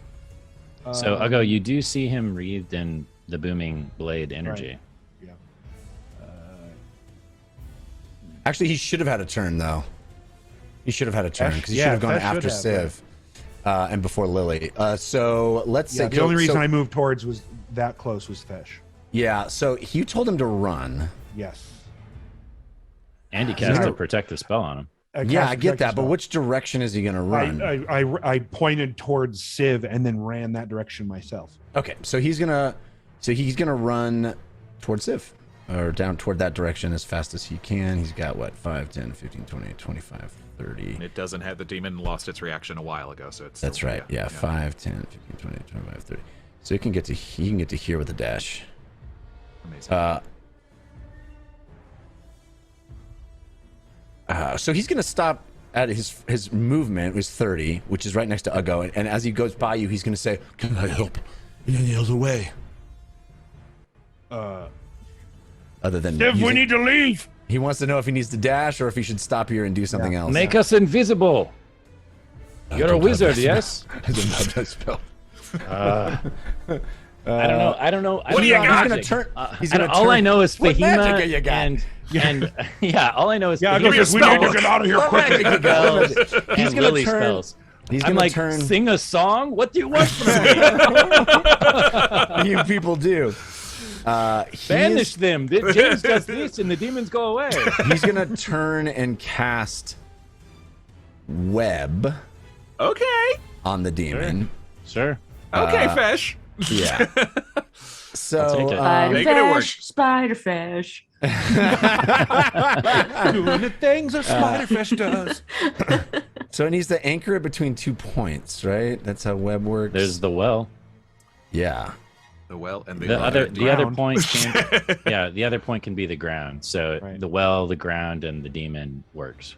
Yeah, so you see Fesh run up to you, Uggo, and ask that question, and Uggo, you point back at the demon, and he turns, and you see him start to swirl his hands in a particular pattern and draw lines in the air, and as he does, those lines start to manifest on the well itself, as if he's sort of drawing out spindles of webbing itself, like drawing it in the air, and you see them emerge from the well and manifest up into the air and attach to the side of the demon in the air, it sort of being stuck in this web that has been conjured out of thin air, and it needs to each creature that starts its turn on the web or enters them during its turn. Okay, so it happens on its turn. Okay. Yeah.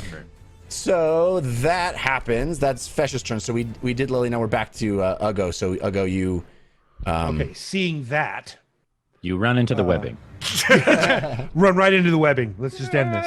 Uggo looks back at Siv. We leaving now? Yes, we are Let's just. go! Yes, fine. And then Uggo bolts. Okay. Uggo, you're gonna run. You're gonna dash and just head south. Yeah. I'm assuming. Is there any indication that there's something in the direction that we are running? I mean, I know Absolutely it's chaotic, there is. so Yeah. but I don't. Do I see any demons down that way? Yes. You know. You okay. I mean, you see demons flying through the air. I mean, Right. it's a city. But full none of that them. seem to be like focusing on us right this second. Is Nothing really that's what I'm- focusing on you right this second, but it does seem like if you run down the next grouping of streets, there'll be more demons flying. There's more guards attempting to fight them. You see a demon flying over, holding a person who's screaming and fighting against it. I mean, it's that kind of like. I was thinking Far Jurassic worse than Park. that, but yeah. That's true. That too. Yeah. Yeah. The birds. Let's.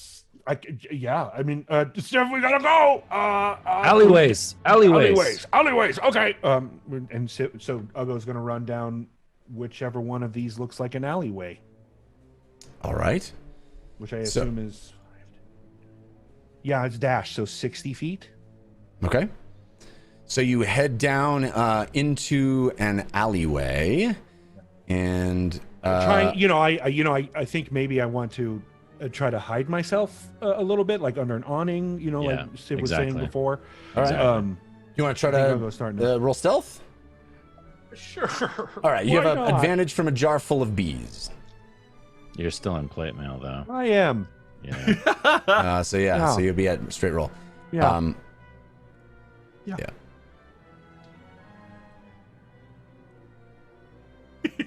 That face. Would be a 16. Oh, Not bad. all right. 16. All right. Fear will motivate you. Uggo, you run into an alley. That alley. No, great. Oh man, Great. this sucks, bro. Yeah, no joke.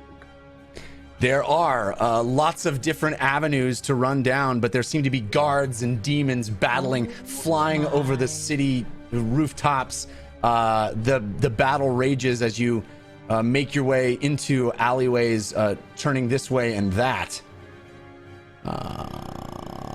We are up to the demons.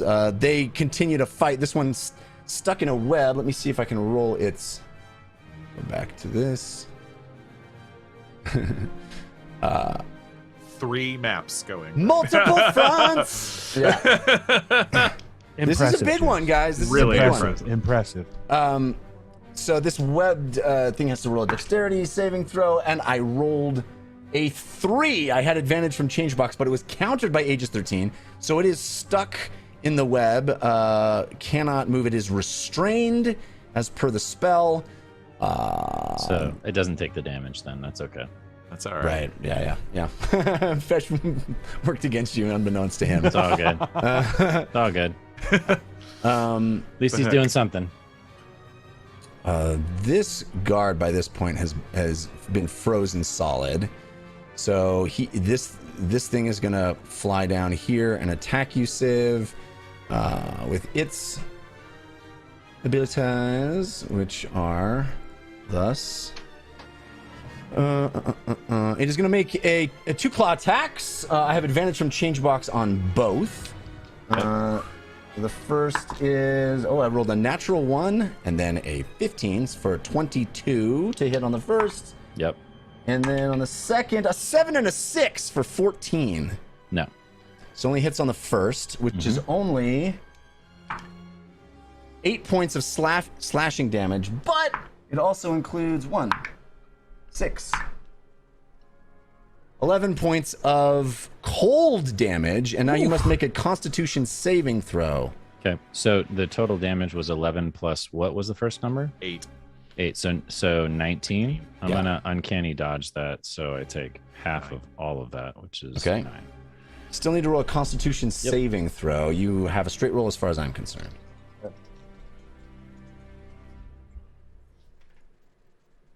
Nope. 6. Okay, so you are poisoned. This is a specific kind of poison. It's a cold poison. Nothing happens to you at the moment. You are slowly turning to ice, as you've seen happen to the guards all around you, petrified in icy statues all around. So you Does will that have something that continues to happen every round, or does that just happen when it hits me? No, you have to repeat the saving throw at the end of your next turn. Got it. Oh, Okay. Boy. Oh boy. Yeah. Cool. All Not right. good. Not good. So that happened. So we are up to Siv's turn. Siv, you're up. Okay.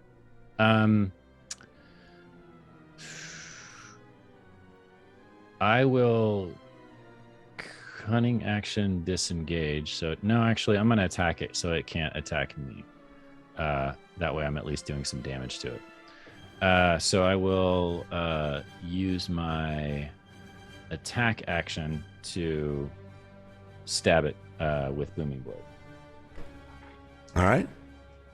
Advantage, disadvantage. You have straight roll as far as I'm concerned. Oof. That would be a 14 to hit. Yep. That is a miss. Okay. It still does not get to attack me as part of my fancy footwork ability, so Okay. I will run past Fesh 5, 10, 15, 20, 25, 30, and then I will use. I already used my racial ability. I use my action. I use my move. So then I will use my bonus action to then dash another 5, 10, 15, 20. Are these awnings here? Mm-hmm. Yes. 25, 30. You do feel your legs getting cold and rigid, and there's something underneath your skin that feels frozen. And there's nothing I can You have do other than just make the save, right? I can't Correct. like take a healing potion or anything. That's not going to do anything. correct. Right? Okay. Yes. Greater Restoration could do it, but I don't have that, obviously. Okay, Right. great. So I need to make a con save again. yeah. Okay. So you have a straight roll as far as I'm concerned.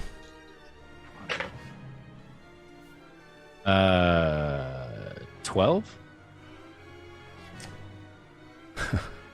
12 does not do it. Okay. So what does that mean? You are petrified. You have turned to ice. Oh my god. So he ran the same amount of speed that I did, so I assume he's essentially right behind me when he freezes? Yeah.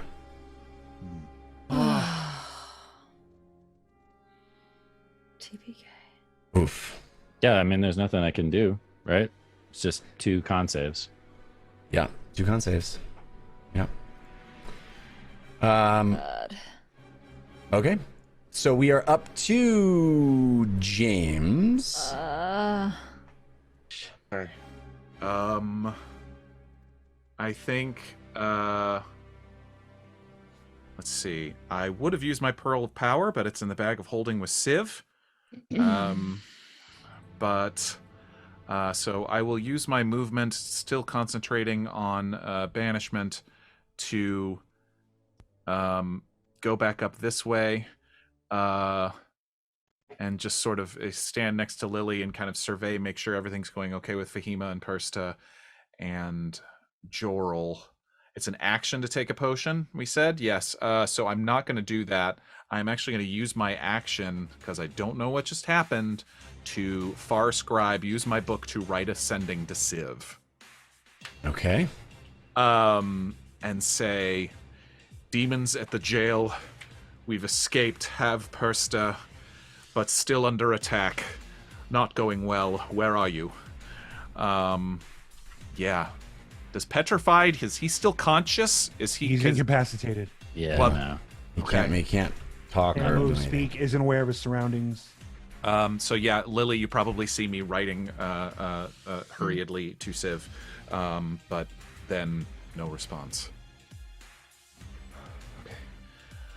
Something's wrong. Something's wrong. We need to move. That's my turn. All right. We are up to Ash's turn, and what is he gonna do? Well, I think he's gonna run. Running. He's gonna keep running. He's gonna run over to Siv and see him as a block of ice. Ash does not have Greater Restoration because it is not a wizard spell.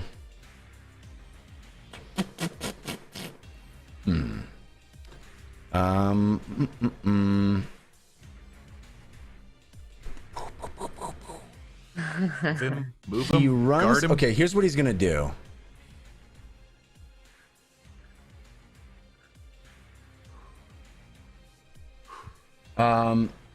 He's going to run to Uggo. Can't get to Uggo. Well, he's No, gonna run as he fast. went the same different. Yeah, he went. He the same hasn't used speed I his did. action yet. He can still Yeah, dash. but he's not going to use his. He's going to run as far as he can. 5, 10, 15, 20, 25, 30. And then he's going to do as close as he can to Uggo. And then he's going to do Benign Transposition and swap places with Siv to move Siv closer to Uggo. He's also a conjuration wizard? Yeah, I'm a little confused because I think Siv ran as fast as I did in the same direction, so we should be right next to each other. No, he ran underneath this awning. That's where I went. Oh, I thought you went into the alley. There's an alley right there. There's an awning, and I went under the awning. I said I was going under the awning in the alley.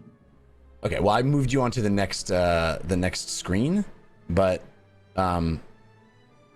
if you guys want to be right next to each other, that's fair. Well, You I can both just right assumed there. we were going the same direction. That was maybe that wasn't. I thought you were going all the way south, but if you were going east, I mean, that's... I just was going down what I thought was the alleyway, so Okay. I may have made a mistake as far as which way. That's the same alley I went down, though. That's Right, where I exactly. had pulled mine that one that Yeah. way. Yeah. Okay. all right. Well, then he doesn't do that. Yeah. What's he gonna do? He's going to cast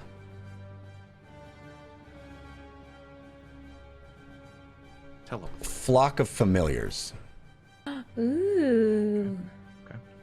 and try to get some creatures that will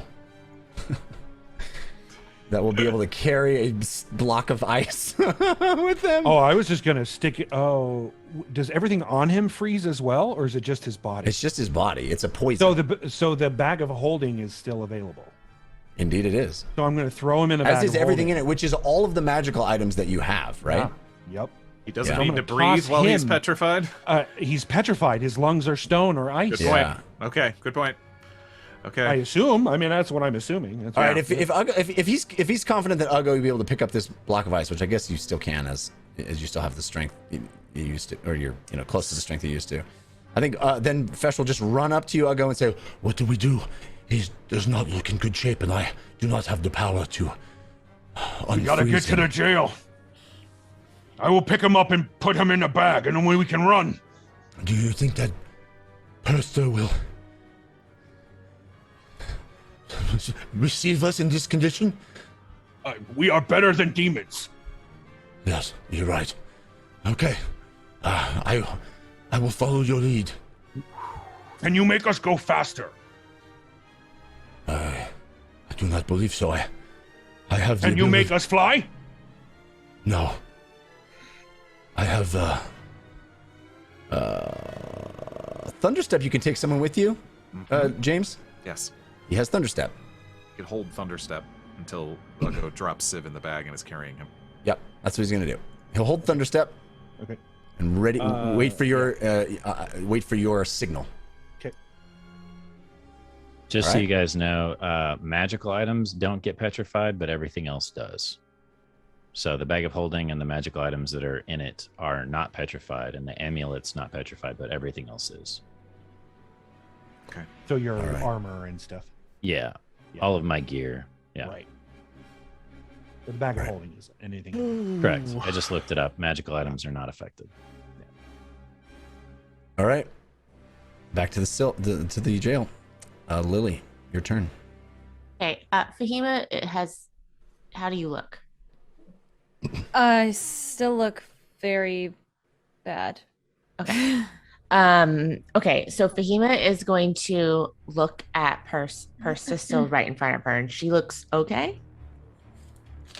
I mean, she's definitely healed, but she's not okay. I mean, I don't Right. think she's back to full health for Okay. sure. You healed her 18 points of damage. But she I mean, looks like stable and yeah, able she's definitely bodied. able to move herself and is Okay, so in I'm gonna command of like her faculties. put my hands on her and give her bardic inspiration and be like, "Who do we need to call?"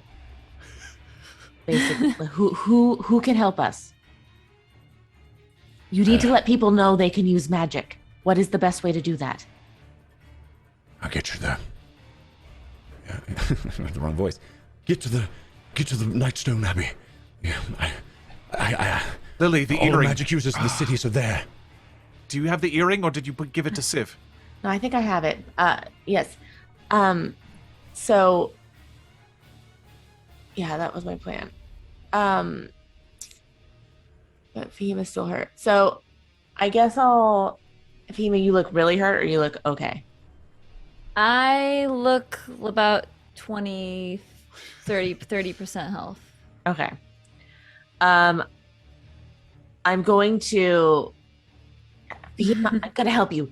I'll be right there. Just get Torvald out, and then I'm going to fumble and put that earring on. I'm pretty sure I have it. Now I'm second guessing, but I'm 90% sure I have it. Okay. I think you still do, yeah. I Yeah. don't remember you saying you'd give it to him. But Yeah, I don't think so. And call Torvald. Okay. So you put that earring in your ear and you feel that heat radiating out on the side of your face, that uncomfortable feeling you felt so many times before now. Torvald, it's Lily. If you can hear me, we're in the prison of Terlis. Demons are attacking. Magic can be used. We need help. Persa says magic can be used. I'm way ahead of you. We've been rallying all of the students at Nightstone. They're headed to the courtyard to do all they can to defend the school and defend the city. Any other instructions we would greatly appreciate. They're strong. I mean, I don't. I'm assuming my turn's at that point. That's a lot of talking. So Yeah. Yeah. All right. Fahima, your turn. Okay. I will go and unlock Joral's cell. Joral, are you okay? I am doing okay, considering all the carnage around me. Shh. Do you think you could take these keys and release the rest of the prisoners? Of course. I will do my best. Thank you. Lily, are we taking Persta with us? Yes, I think so. Or she's gonna help. I am going to save my city with you or without you. There is no taking you with me. Taking me with you. Persta's gonna help us. Yes. Persta. These demons, they might take us all out in a single blow, so just be prepared for that. In the condition that we're in right now. I have one responsibility, and it is to the citizens of the city. If there are other demons that have managed to get past the walls in this manner, the jail is certainly not the only place that they've appeared. I've reached out to our friends and I did not get any response. I think something is deeply wrong. Orvold said he's working on it. Can I use the rest of my turn to peer into the hole on my way back over to meet James and Lily to see if that was the origin of these demons in the same way that it was outside of the gate? What do you mean the origin of these demons? Like they came out of a hole, right? Yes, and you've seen them burrow a bunch of But times. they each came out of their own hole. They each came out of their own hole? Yes, they Okay. burrowed through the ground and came up Okay. through the floor. Got it. Okay, so yeah, she will make her way back over to the party and okay, we have a responsibility to take this last one out. Mm-hmm. All right, it is. If that completes your turn, it is the Dredge Demon's turn, which now that it has dispatched all of the creatures, all the guards in the rest of the jail, it starts moving this direction. Ooh, that was fast. Mm-hmm. I mean, it had the whole time you fought. It was battling these guys that whole time. I have a question too. Would it make sense if by now Meep has tried to make her way to Fahima, since she would have been seeing all of the carnage around her and thought I should go to my owner? I mean, I certainly think Meep is, circling the city and flying around. I don't think she has made her way, underground to where the jail is, no. Okay. But I'm sure she's concerned and, observing the carnage, looking for perhaps even, the spying Siv and Uggo and Fesh and their above ground activities. Okay. All right, so the Dredge Fiend moves 30 feet, and it does so. It's moving down this hallway. I don't even know if you guys would hear it at that distance, but it is moving down that hallway, which brings us to Uggo's turn. Okay. So, Uggo looks at Fesh and says,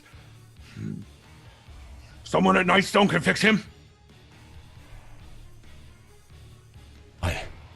I believe so, yes. We do have clerics. It's closer. We should go there. All right. Let's go. How do we get through the demons? Oh yeah, can we see that next map, Jeff? Sure. I assume. Absolutely. Because this is the map we've got to go, right? Well, I mean, that would get you farther away from... Oh, right, we have to go back. You want to go back the way you came, if you want to go back to Nightstone. But this direction would lead you toward the jail. Oh. Boy. Rock in a hard place. And Siv's the rock. Yep. Carrying a boulder and stuck between a rock and a hard place. I mean, you do have all of those magic items now in the bag. It's true. Can't you just put me in the bag of holding like you said? Then That's what I I'd be- did, yeah. Oh, Yeah. okay. Then That's I'd what be I did. easy to carry at that point. Yeah, I mean, I'm still carrying a boulder. Right. Just a bag of holding. So it was a metaphorical boulder. Yeah, metaphorical. Got it.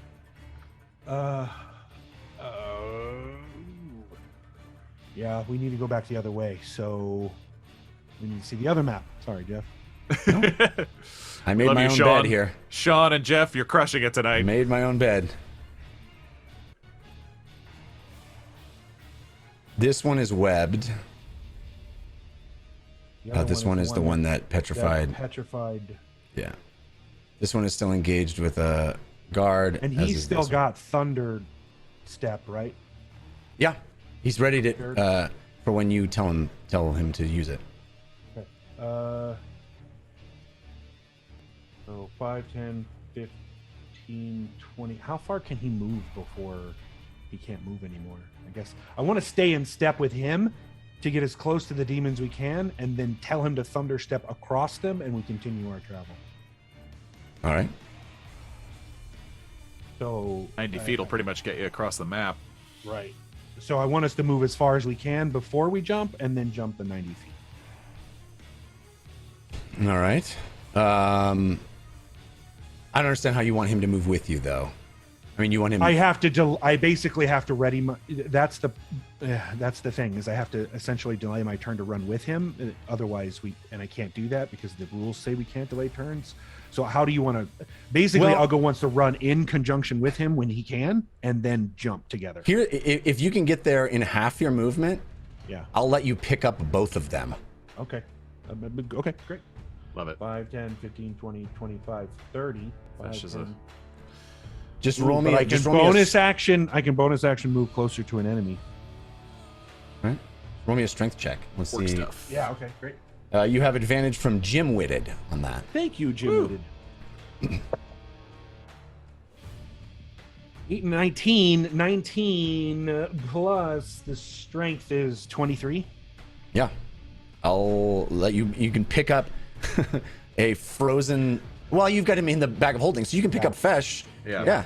You don't have to pick up two people. You've got your friend in the bag of holding, and you've got Fesh under your arm or on your shoulders or whatever. What are we doing here? 5, 10, 15, 20, 25, 30 is half my movement. I will use the bonus action to move another 15. Or that is fit. That is half of that. So Yes. and then a 90-foot jump, 5, 10, 15, 20, 25, 30, 35, 40, 45, 50. It puts us off the map. On the All top right. end. So you nod to Fesh to, Yep. and as you explode in a Holding him like a damsel. running, crossing the threshold, so to speak. A One of Siv's feet sticking out of the bag of holding. A thunderous boom erupts where you used to be. That vacuum of space exploding in incredible thunder damage. And I don't think you guys were. You guys? I don't think yeah. where I'm at Nobody right takes now is where we damage. were. Yeah. But then it goes 90. So everybody. Probably off the map, eh? Yeah, it is off the map.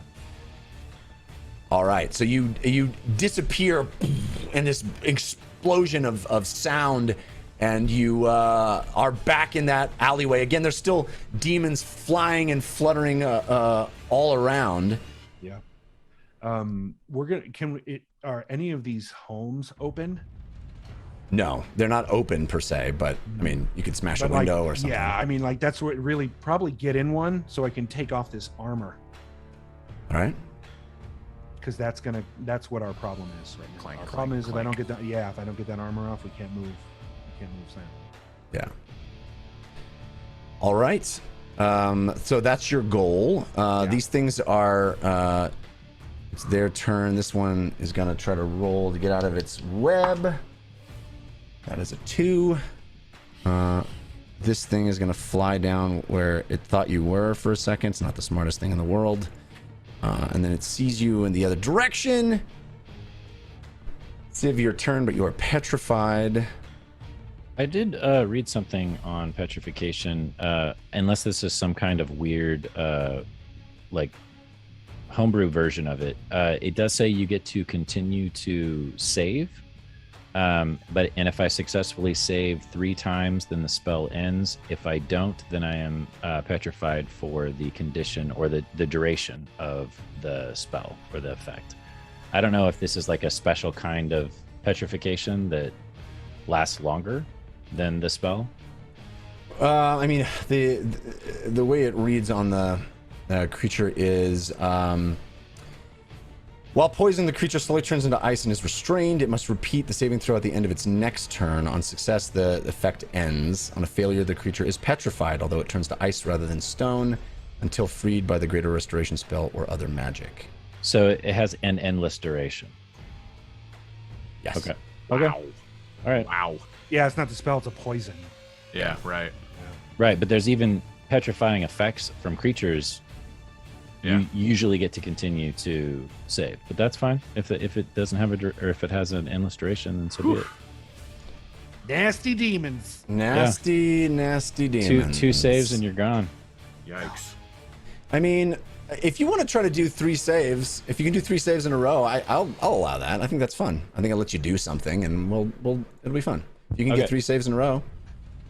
Well, either 3 successes or 3 fails. If I get 3 fails, then I don't. I don't. So do it's it basically anymore. the death condition, essentially. Yeah. Right. Yeah. Advantage, disadvantage. It's a straight roll. Okay. Oh, jeez. That's 1 fail. Okay. I mean, hey, at least I'm getting to roll. Yeah, you can do something. I think that Yeah. I'm always in favor of the player getting to do something. I don't like conditions where you're just like, well, I guess I'm not playing anymore. Yeah. All right. Brings us back to James. All right. Yeah. Action. Take my potion. Take my regular. Actually, Persta would have gone. Oh no, she didn't. She didn't. She doesn't. I mean, we missed her turn. Anyway, she's over with you guys. Go ahead. Sorry, James. My action. I do have a regular healing potion on me, and I will take that for 7 healing. All right. And I'll basically look at Lily and Fahima and nod down the hallway. That thing's coming. I need to stay away from it. I shouldn't be at the front of the line, unfortunately. My hand is there, but it will go away in 10 seconds. Okay, well, we should. I do not know of your abilities, but is there any way we can avoid it or not confront it directly? It has dispatched a number of my best and brightest, and I fear what it is capable of doing to all of us. Fahima, invisibility. What do you think? I'm out of teleports, and I don't have my pearl of power, so my spell slots are tapped. We can certainly get out with invisibility, but I just... If we can get to the stairs, perhaps we can get to the surface and And call for more invisibility as well. reinforcements. So we sort of lure it out. Or we get past it and get reinforcements to... whatever you suggest. Is there a back entrance? Is there a way to let the the prisoners jail? escape? There's only one entrance. To the jail, yes. It is a Listen, jail. Persa, I understand how in trying to find a Lily's solution. just playing her character. She doesn't spend much time in jail. So is Persta. The jail? I personally don't feel good about leaving another pile of bodies in our wake if we're bringing it to reinforcements. It doesn't seem they're very good at defeating them. Oh, I know, but also, and what are we going to do with... I mean, we can't make all of them invisible looking around at the prisoners. And Jorl. Can we get... Persa, how long would it take you to get upstairs?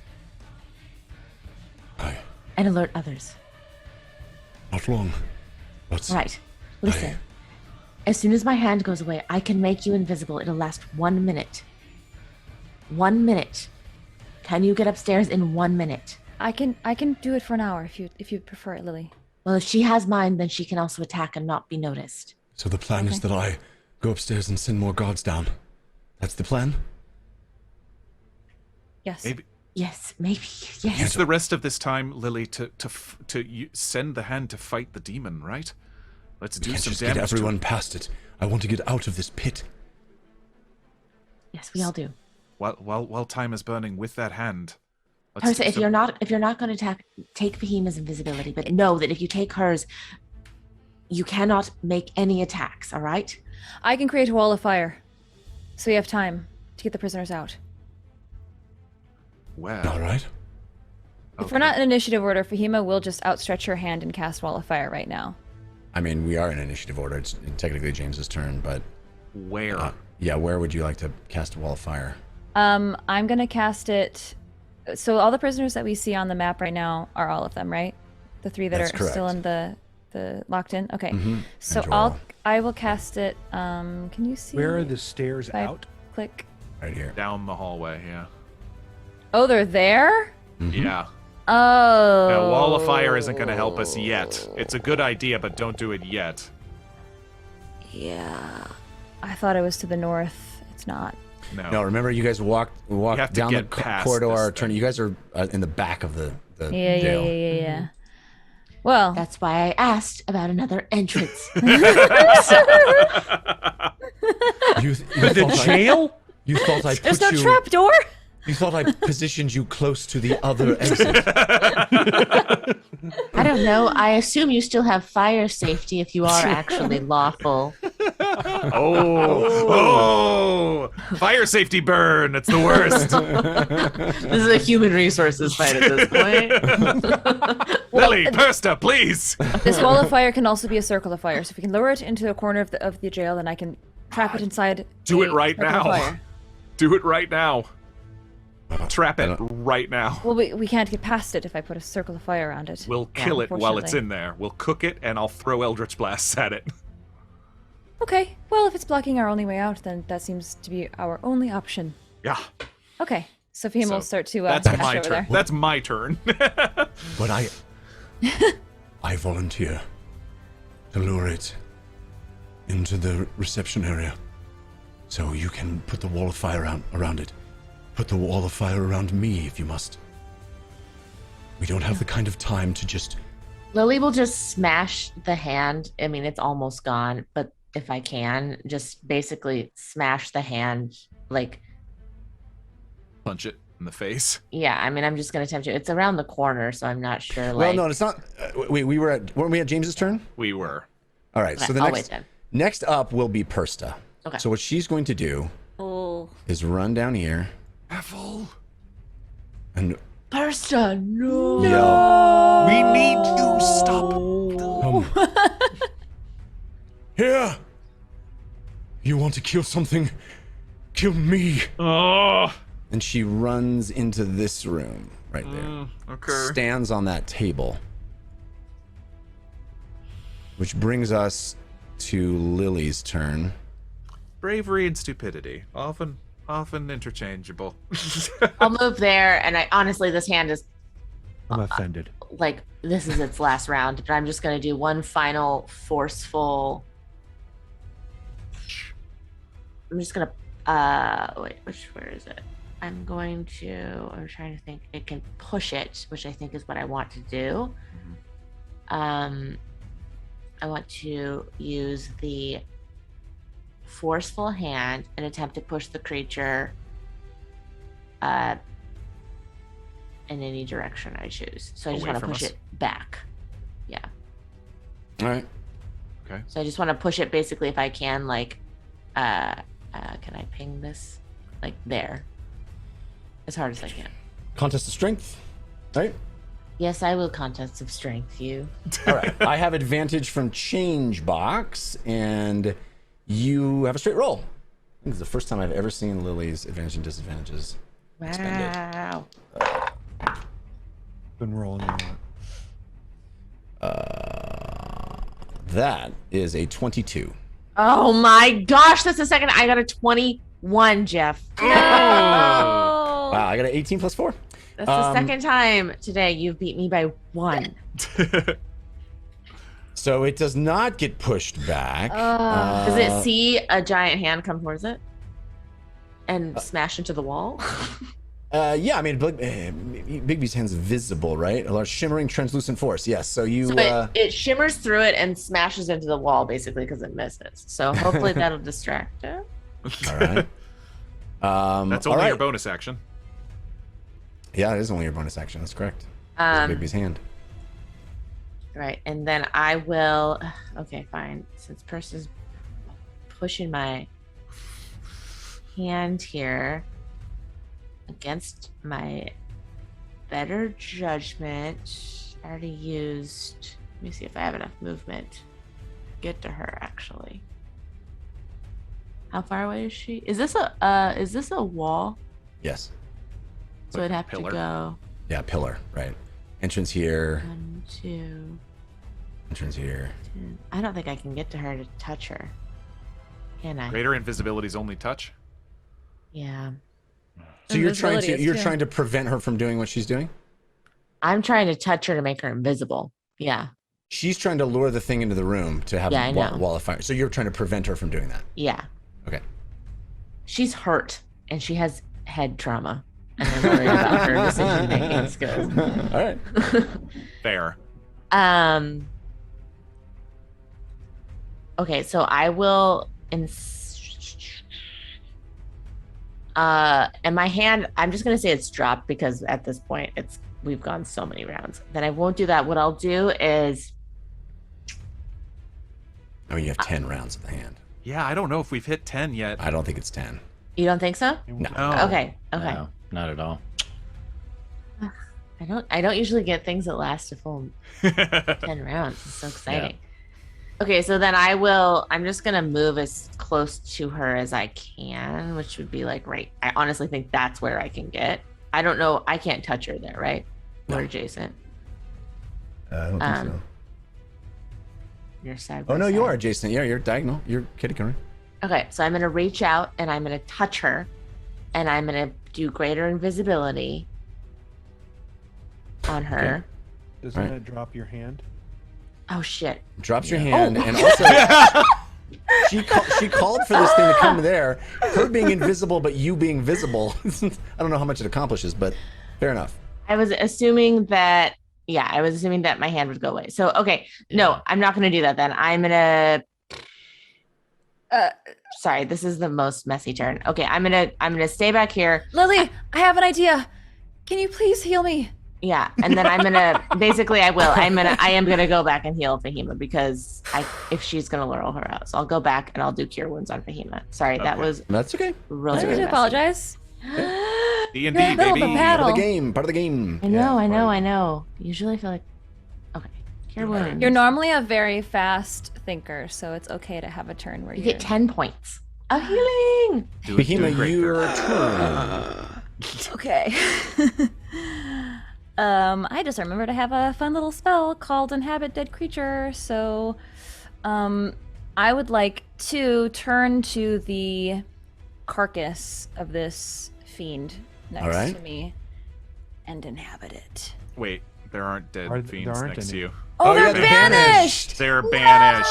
banished! They're gone. That's why There's- they're not on the you map can- anymore. That's right. That's right. Okay. There's dead guards. That's what when she said that. I That's was not like, as "Ooh." cool. can't- yeah, Not as no, cool. you can't Not inhabit as a dead guard. useful. Not as Oh, cool. Okay. Okay, well, that idea is no longer. So Fahima will run up 5, 10, 15, 20, 25. Nope, she's going to stay back here. Yep. And she's going to hold her action to cast Wall of Fire Mm-hmm. if the demon enters Persta's area. She's going to cast Wall of Fire. Sounds good. It is the demon's turn, and it is going to run to Persta and attack it. As it does so, it triggers your condition.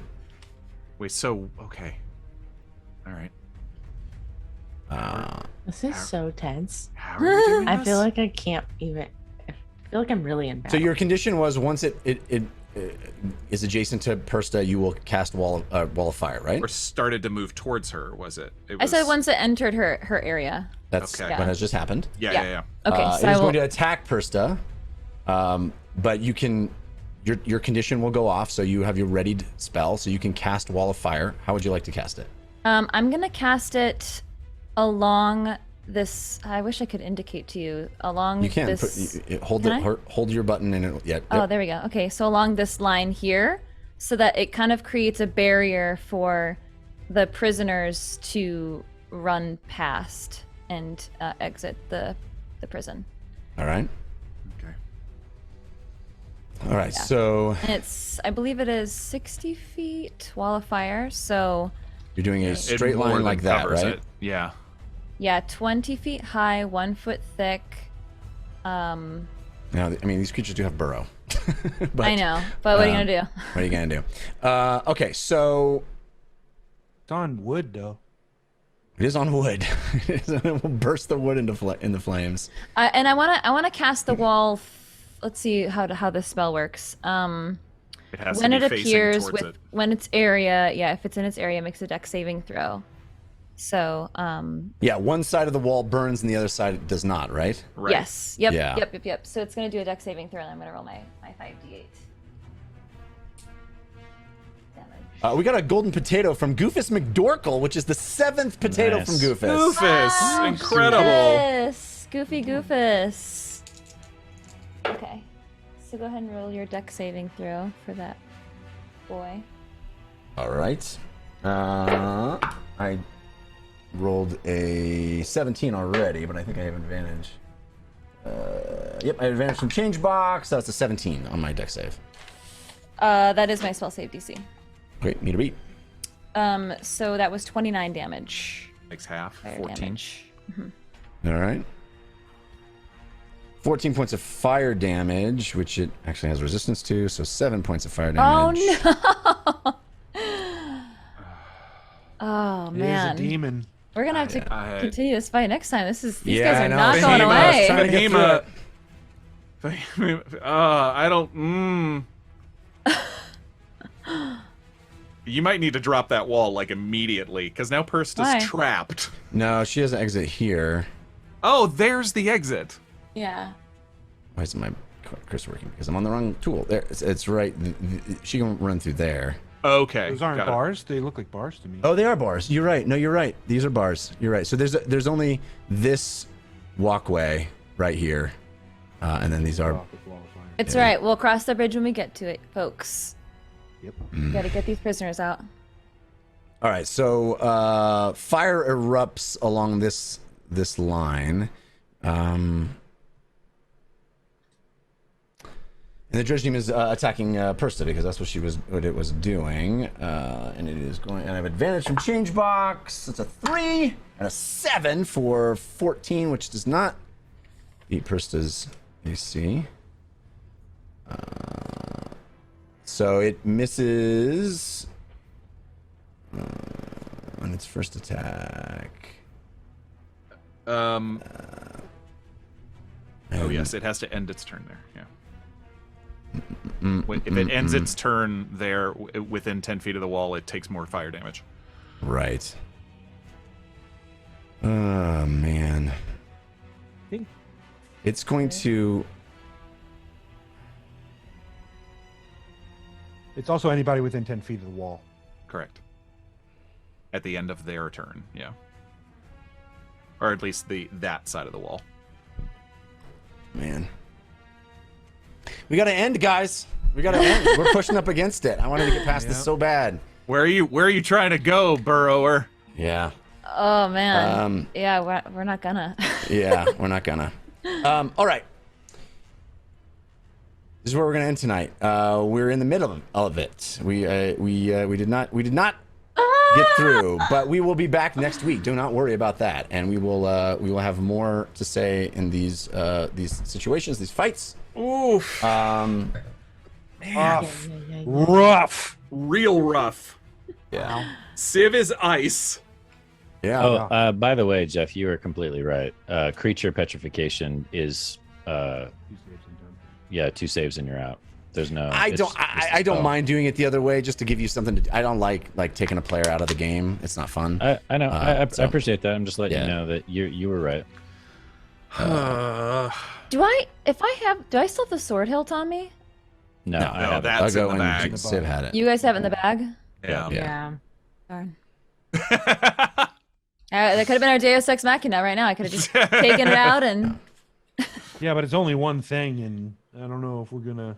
But yeah, for that one, yeah, for sure. Yeah. Oh, we get We can do one it, we per can do it, we session. can do it, We we can can do do it at it. the end of the session. Don't pre-kill us. Okay. Oh, But no one's attuned to it, so. that too. So. That's this episode. We have to thank our patrons. The patrons that support the show at a very high level. The Team Force of Good and Team Force of Evil patrons. We read their names out at the end of the show, and we don't just read them normally. We gotta make a fun game out of it.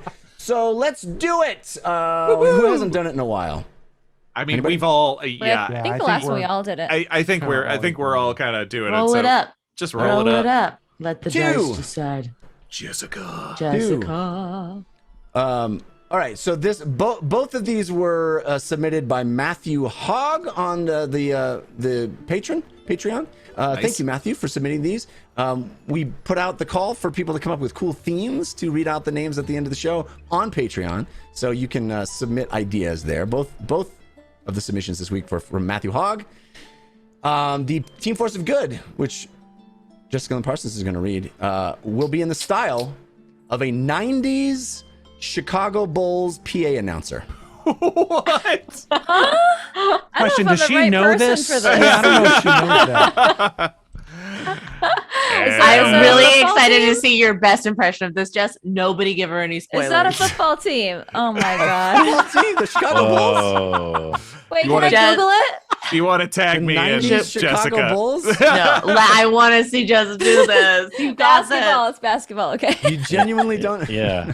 Michael Jordan? I Hello? Have you don't. heard of Michael Jordan? Scottie Pippen. I don't know who he plays for. This I is just just- Don't This is bully just- Jessica with sports knowledge. This is Jess Parsons if she were to announce. Excuse me. Do you know all of the words to the Elephant Love Medley in Moulin Rouge? No, I don't think so. Yes. Okay. This is okay, gonna so be great. 90s It's basically announcer. round ball kicky, but for real. Yeah, it's a PA announcer announcing the team. This is how the team is announced at the beginning of the game. When they come out, they dim the lights, and the music gets really exciting, and there's strobes. to rumble. That one song starts.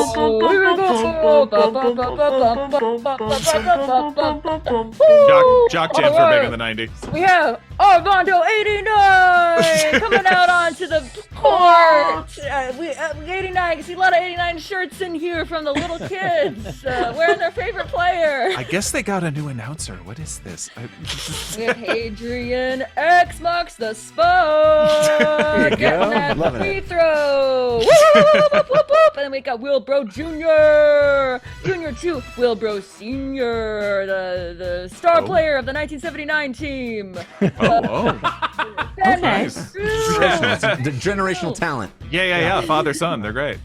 Fenderil is coming out here. This is our newest player. This is a new recruit from the college thing that they do. The college thing that they do. Oh. Oh, yeah. When they go to the love that. colleges and they pick out star players. That's where Fen's from. And Fen was picked out because they're very good at the IR Moo Cow move, which is where they get down on all fours and scoop the ball through their legs into the You know, it's very unusual, but if it ain't broke, I you know what I'm mean, saying? If it it's works. unstoppable. So embarrassed right now.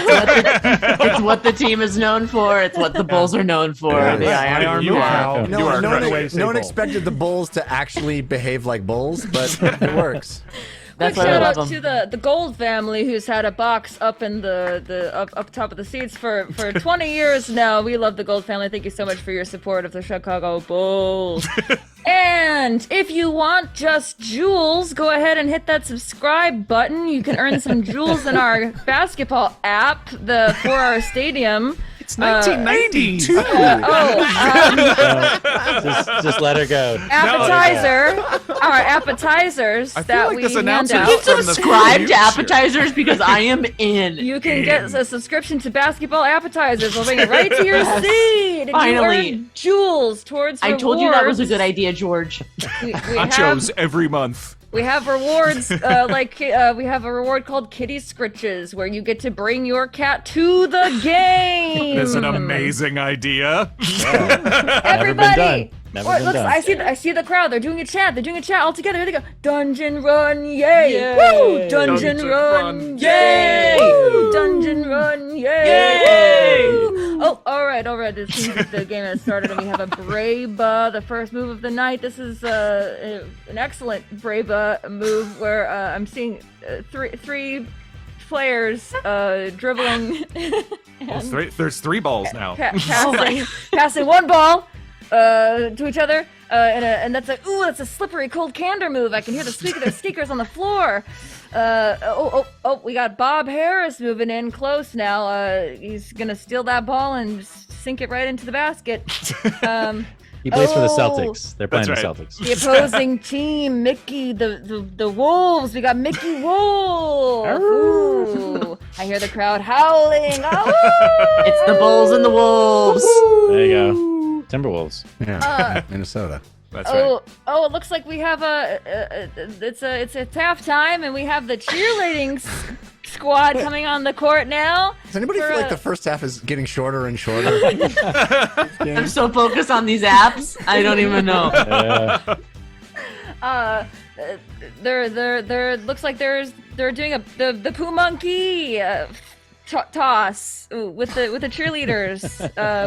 We love seeing that.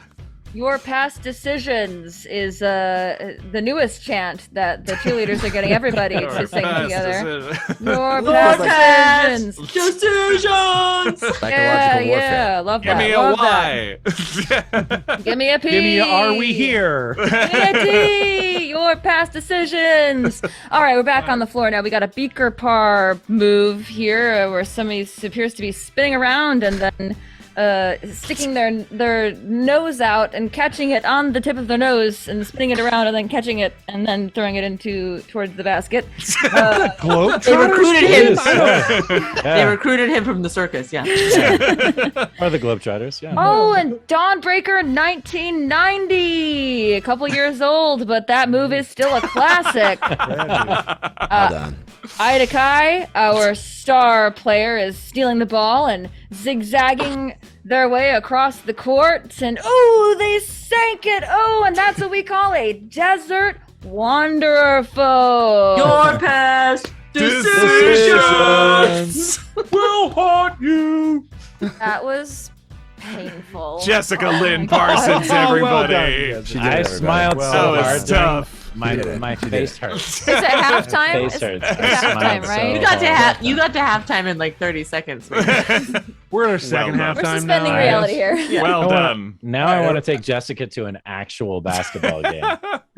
Like I used to go Clippers to or high school basketball games. Lakers. Nice.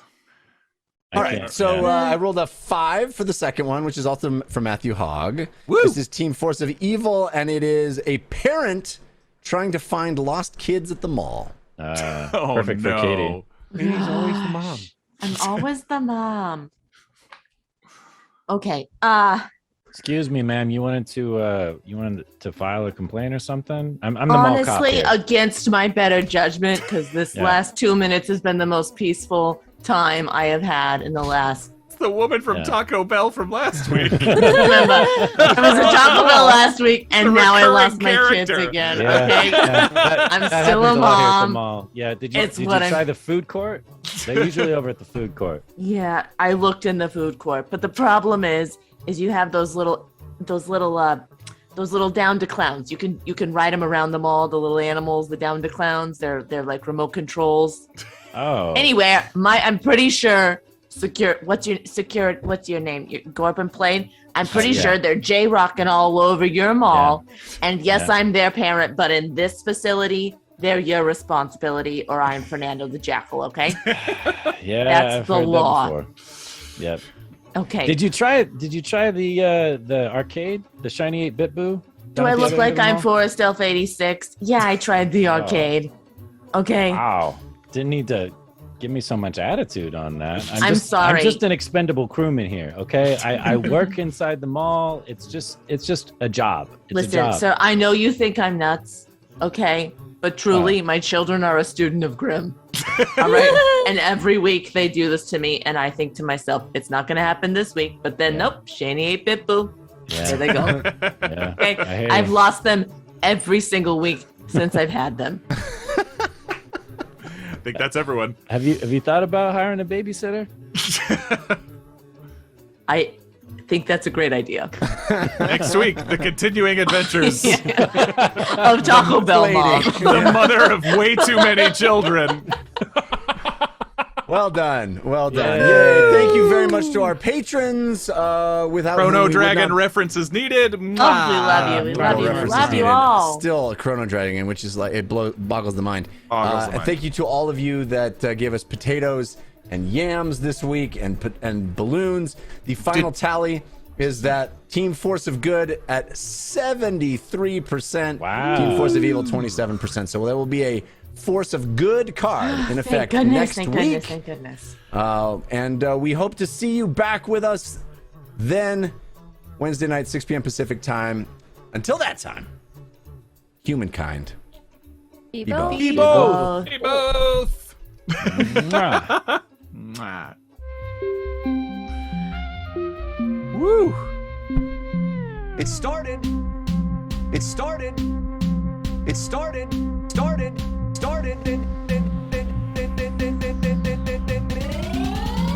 As a simple dungeon run.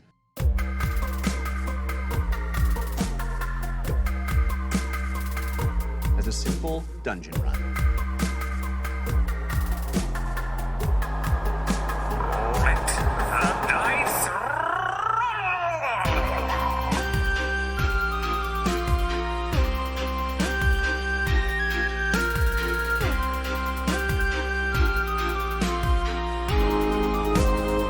Unofficial